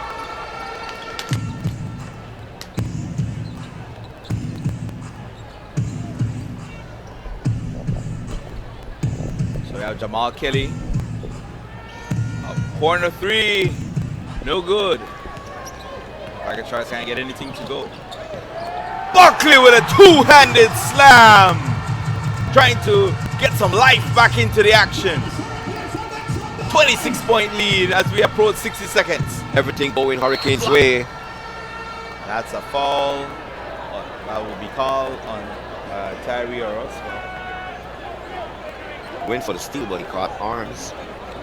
This is a Buckley dunk. It's beautiful. Right in front of the restricted area. Takes off, 2-handed slam. Hakeem Waters back on the floor, along with Lindsay Lopez. We could see the foul if the referees got it right. Raheem And Jamal Turton for Kelly. the Hurricanes, along with Jamal Harris and Buckley.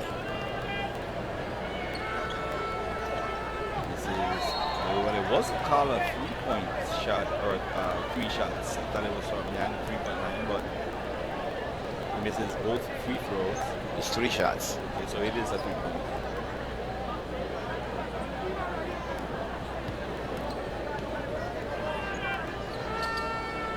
Misses all 3.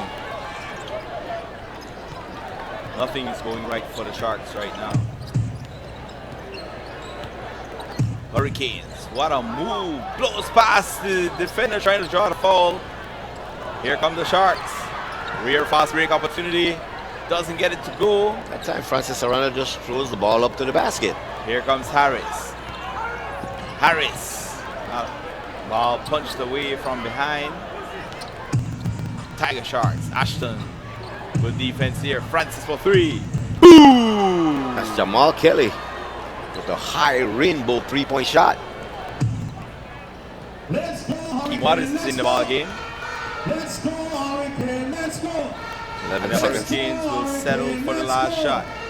Let's go, Hurricane. No post. Buckley. Turnaround block there. And that would be the end. They get the shot off. Yes, he did. No good. That is the end of the third quarter, 70-47. We'll go to a break, and when we come back, we'll have the 4th and final quarter of tonight's ball game. We'll be back. Call me that lucky person with that penny ticket.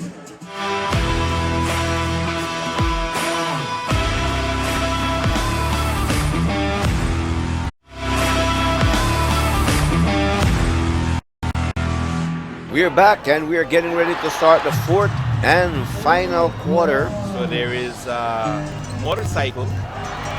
Tonight's game is being powered by NextGen, brought to you by Belize Bank, eCash, and Sprite.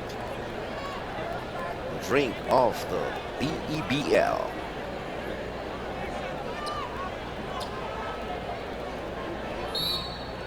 Ten minutes of basketball remains in the ball game. Turton. Top. That's Lindsay. Lindsay trying to go high off the glass. Turton with second chance opportunity. It's now 25-point lead for the Hurricanes. Palacio back in the ball game. Kelly for three. Boom! Nothing but sugar. Let's go, Hurricane, let's go. Let's go, Hurricane, let's go. Let's go, Hurricane, Turton let's go. trying to go Let's get go, Buckley in the low Hurricane, post. let's go. Buckley calling for it. Let's go, Hurricane, let's go. Good shot there That's- from Ian Rene. Yeah, he have the mid-range jump shot going tonight. Kelly. Dribble for three. No good. Here comes Turton. Lob City. Volleyball off the glass. Hurricanes But running two. away with the game here in the fourth and final quarter. Roches goes down. Lopez goes down. The call is on Raul Roches.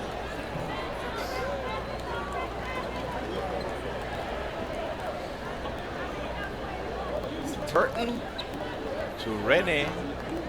Beautiful touch off the glass. When I see Lindsay, and Lindsay it brings back memory of Jacob and Darwin. The Leslie brothers that played on the defenders, and they won the championship that year. So where was it? Yeah, it was Well, they were the fourth seed to make it to the finals, but it was the Hurricanes that walked away with that championship. But they came very close. but I think they won a championship together, Possibly Jacob in, and Darwin. If I Probably can- in a different league, right? But they, in the yeah. NEBL, if I can go back to the documentary that I did with Darwin Puppy Leslie, and Jacob said that that was the reason why he came back, Okay. and and that one was for his dad.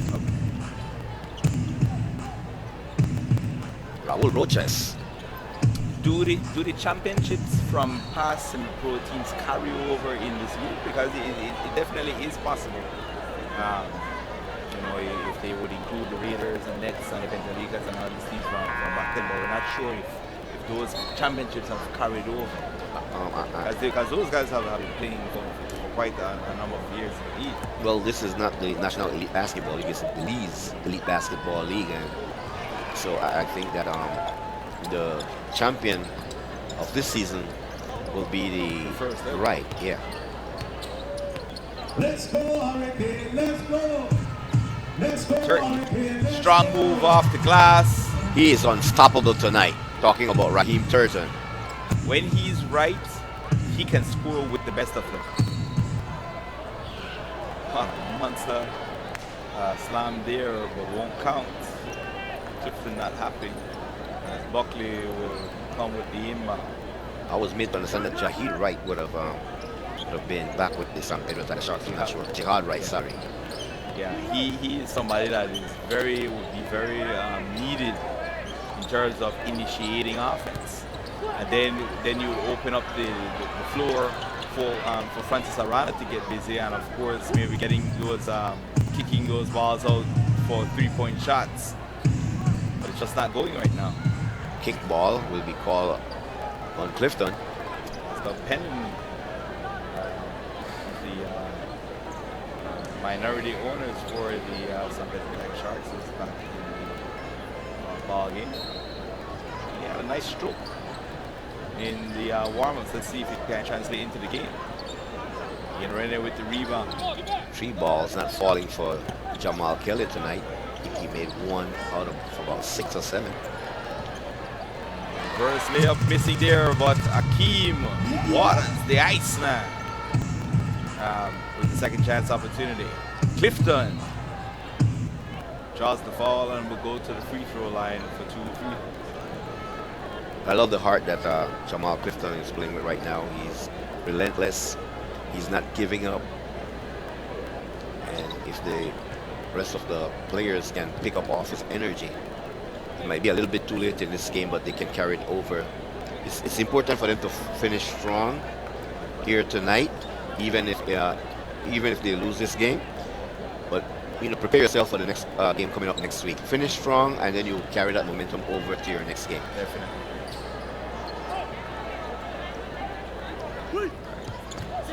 Hurricanes, good ball movement here. What a cut!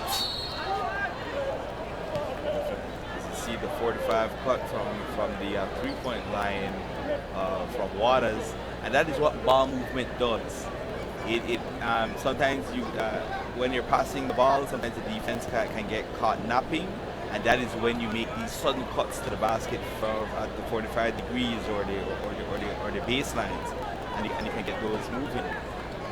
But we're not seeing pretty good ball movement from the Tiger Sharks, as we weren't seeing early on with the Hurricanes, but they definitely have turned it around and they made the adjustments. The Tiger Sharks, as good as they have been throughout their history, sometimes what a move there from Francis Arana with the reverse layup. And this is the Francis Arana that we know. Yes. Let's go. And for the San Pedro Tiger Sharks, this game is probably over right now. It's 26 points. It's what has to happen for the San Pedro Tiger Sharks right now is you got to get ready for the next game. Yes. You got to come out of here with a moral victory. How are they going to respond in these last 6 minutes? Are they just going to pack it up and get ready to for the next game, or are they going to play and use some sort of momentum to carry over into the next ball game? That is going to be the story for the Tiger Sharks in these last 6 minutes and 6 seconds. First free throw by Akeem Waters, good. Nothing but cotton.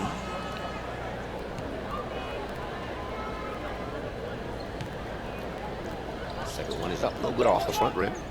Look at Raheem Turton. I'm impressed with the play of Raheem Turton tonight. Yes. And I see something coming from the bench of this Hurricanes team. The bench looked very good with Lindsay Lopez coming off the bench. You have Raheem Turton, Tyree Orozco.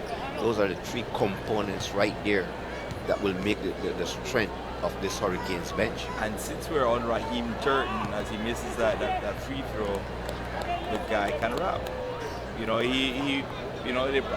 Not sure the name of the song. Maybe somebody can fill me in on that.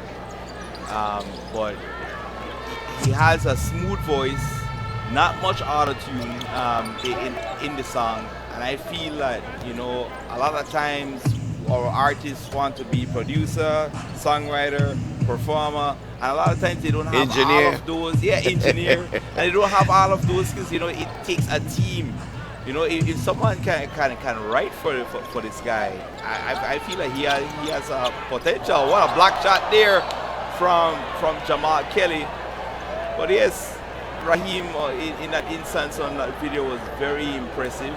He has swag, and definitely want to see what he has next in terms of his talents. You can see how divided the San Pedro Tiger Sharks are right now. Jamal Kelly with the block, not one of his teammates went and gave him a 5 or said good block or whatever, and so they are so divided right now on the court, and they will have to get it together come their next match next week. The little things that tells, Peter. Yes. Having the delay of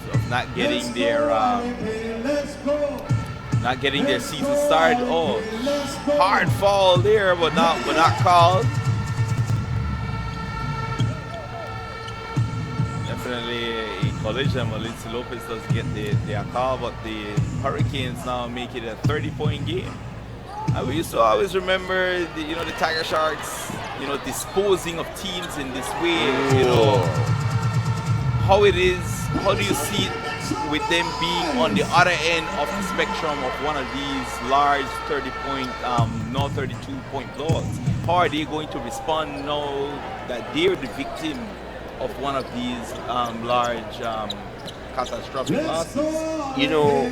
At one point of your reign, your reign will come to an end. But it's what you will do when you see your reign coming to an end. The players, they get older, they get slower, So it's up to Coach Rico Black now to go and see who he can find to bring and mesh in with the what you would say the players that have been there. You know, the championship run, the guys like the Ashton Edwards. We saw Ashton, not a basket for him tonight. Shot about 5 or 6 3-pointers. None of them fall. So that's not Ashton game anymore. What can Coach Rico Black now implement that will bring a different type of game for Ashton Edwards to make him more confidence in his game? Because clearly the 3-point shot is not there for Ashton Edwards. That was his hallmark. That was his trademark. The one thing about Coach Rico Black is that he's about family. You know, he's like our own Vin Diesel. Clifton trying to send Lindsay Lopez to the upper room, but he misses there. But as we were saying about Coach Rico Black, it's all about family for this guy. The Edwards brothers, Jamal Kelly, Tompi Roches. You know, can he move on from these guys, or when the arena is done, he's going to say, you know what, that's it, because he's been talking about retiring, pulling out for years. But can he continue to scout, continue to bring in a formidable team, and move on from these guys that have basically become his sons? He can build around Jamal Clifton. I'm impressed with the play of this guy tonight, number 8. I'm not sure if he's a Belizean or American, but he's a hustler. His energy level very high from the start of this game, and I know he will continue with the same energy level. Now, he will have to make his players understand that he will have to support Jamal with the energy level that he brings to the San Pedro Tiger Sharks. And this kid right here, number 5, Palacio, I watched him in warm-up and his shots were dropping, but for some reason tonight, it's not there, you know, with the flow of the game. His shot is not there at all. And so how can he get Palacio and Clifton to be on the same page in the next game will be very important. And also someone to, you know, of note that we don't see on this Tiger Sharks team that have, you know, been here for quite a number of years and have been a part of the success, Douglas Valley. You know, a very good 3-and-D player that can definitely, you know, get the 3-point shot going and then open up these lanes for Francis Arana. The San Pedro Tiger Sharks' identity has been their 3-point shooting. If that isn't there, how else are they going to manufacture and generate points? That is going to be the narrative that they are going to have to, you know, that is turning out to be what their story can or cannot be. What a backdoor slam from Akeem Waters. We definitely missed a highlight last time because the obituary is definitely in the paper for this one, and we missed definitely a highlight the last time for Akeem, but we made sure that we didn't miss this one. Our apologies to the Iceman. But yes, if the 3-point shot is not there hard, they're going to manufacture points. 63 points here tonight, definitely not a good percentage. Hurricanes, if they continue, if they keep this up, they probably could get to triple digits before in these last, let's see, that's 110 seconds, 1 minute 50 seconds. They're definitely on their way probably to triple digits. I think with the players that we are seeing here on the roster, you will have to coach defense. You will have to play low-scoring ball game. And that is the way that how the San Pedro Tiger Sharks can win and will win if they are a more defensive-minded team, keeping the teams like the Hurricanes, the Defenders, the Western Ballers, the low-scoring. They give themselves a chance to pull off victories against this team. The trademark also of the San Pedro Tiger Sharks is to play low, that slow-pace style of basketball, and usually they have been able to. They've been able to dominate in the paint, which definitely leaves these 3-point shooting lanes open for them. But without a formidable post presence, and we'll see if their import out of Africa that they're probably looking at to replace Martavis Adams we'll see if they're able to come up with some other game plan. Francis Arana gets the layup to go. Harris, field goal away from Evans trying to go with the putback slam. Who will get to triple digits? Boom! It is Harris. Come on down. He gets the Hurricanes to triple digits. 101-65. An obliteration of the three-time champs, the San Pedro Tiger Sharks.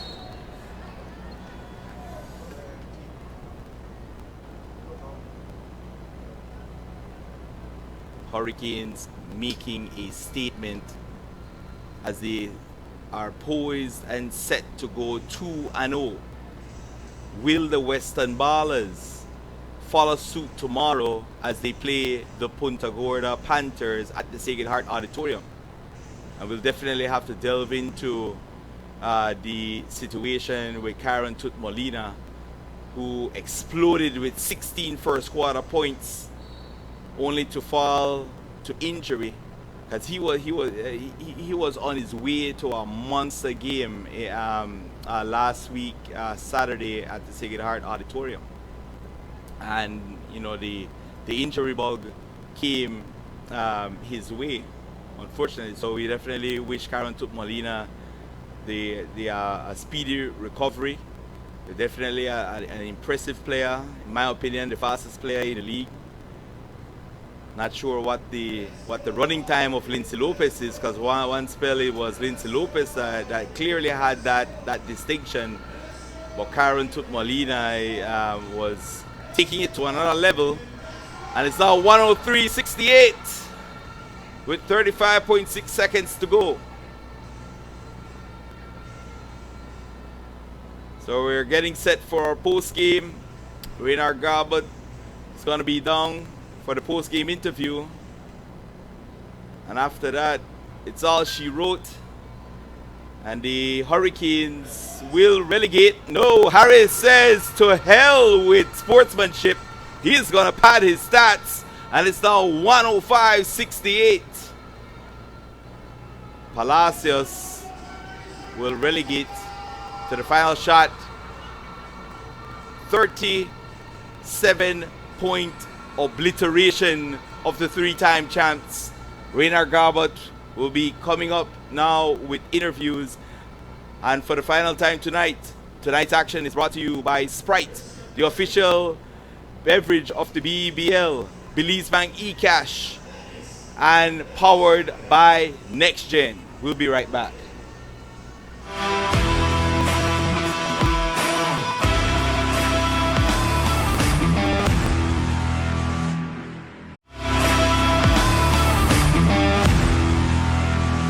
Back inside the Civic Center, where the Hurricanes has just won their second game of the young season against the San Pedro Tiger Sharks. I am joined by Akeem Turton. Raheem, you came in the second quarter. You came into the ball game and you brought an energy off the bench that was exceptional. Talk about your energy coming off the bench in this win tonight. Well, coach always tell us to when we get in the game, make sure to play defense, because defense win game. And coach trust me tonight and what I can do, and give trust, and it worked for us. And just as a team, we do it as a team. You think? It's basically teamwork. Coach tells us something nice, just bring the energy. Even if it's 2 minutes, 3 minutes, 4 minutes, just bring the energy and let it break. We have a stacked roster, so just a little break. Once you get a break, we just do it thing. Now, with all what that was going on the court, you didn't lose your composure. How did you maintain your composure through all this? Well, I'll play ball for a good while now.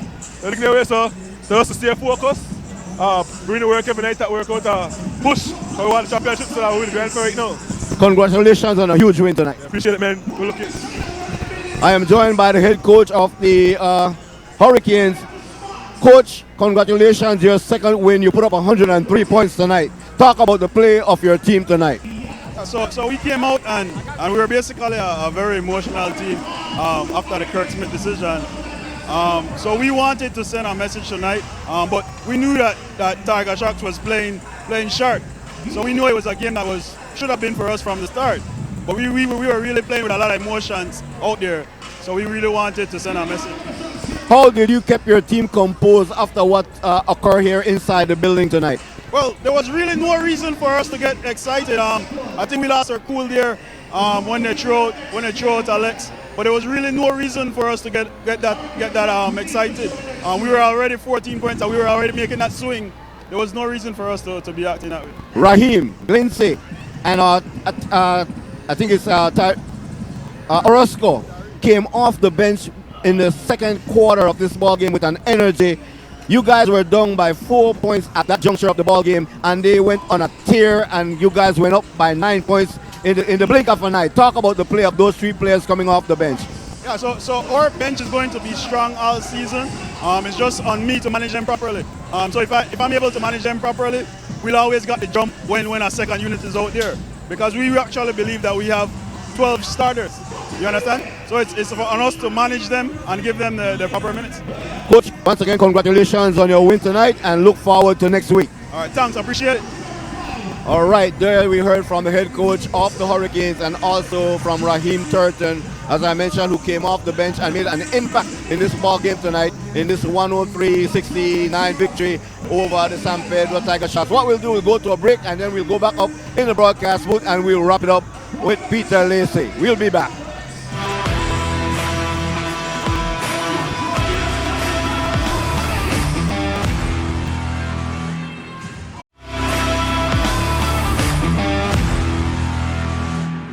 And so as we get ready to wrap it up here from inside the Civic Center, Peter, a huge win for the Hurricanes, 105-68.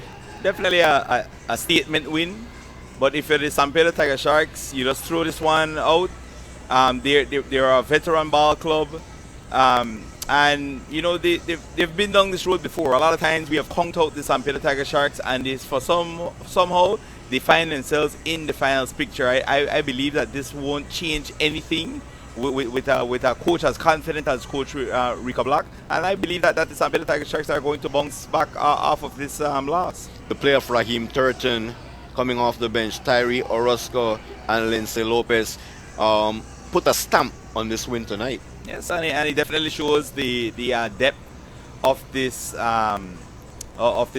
Benny's Hurricanes team, and let's see how it plays moving forward.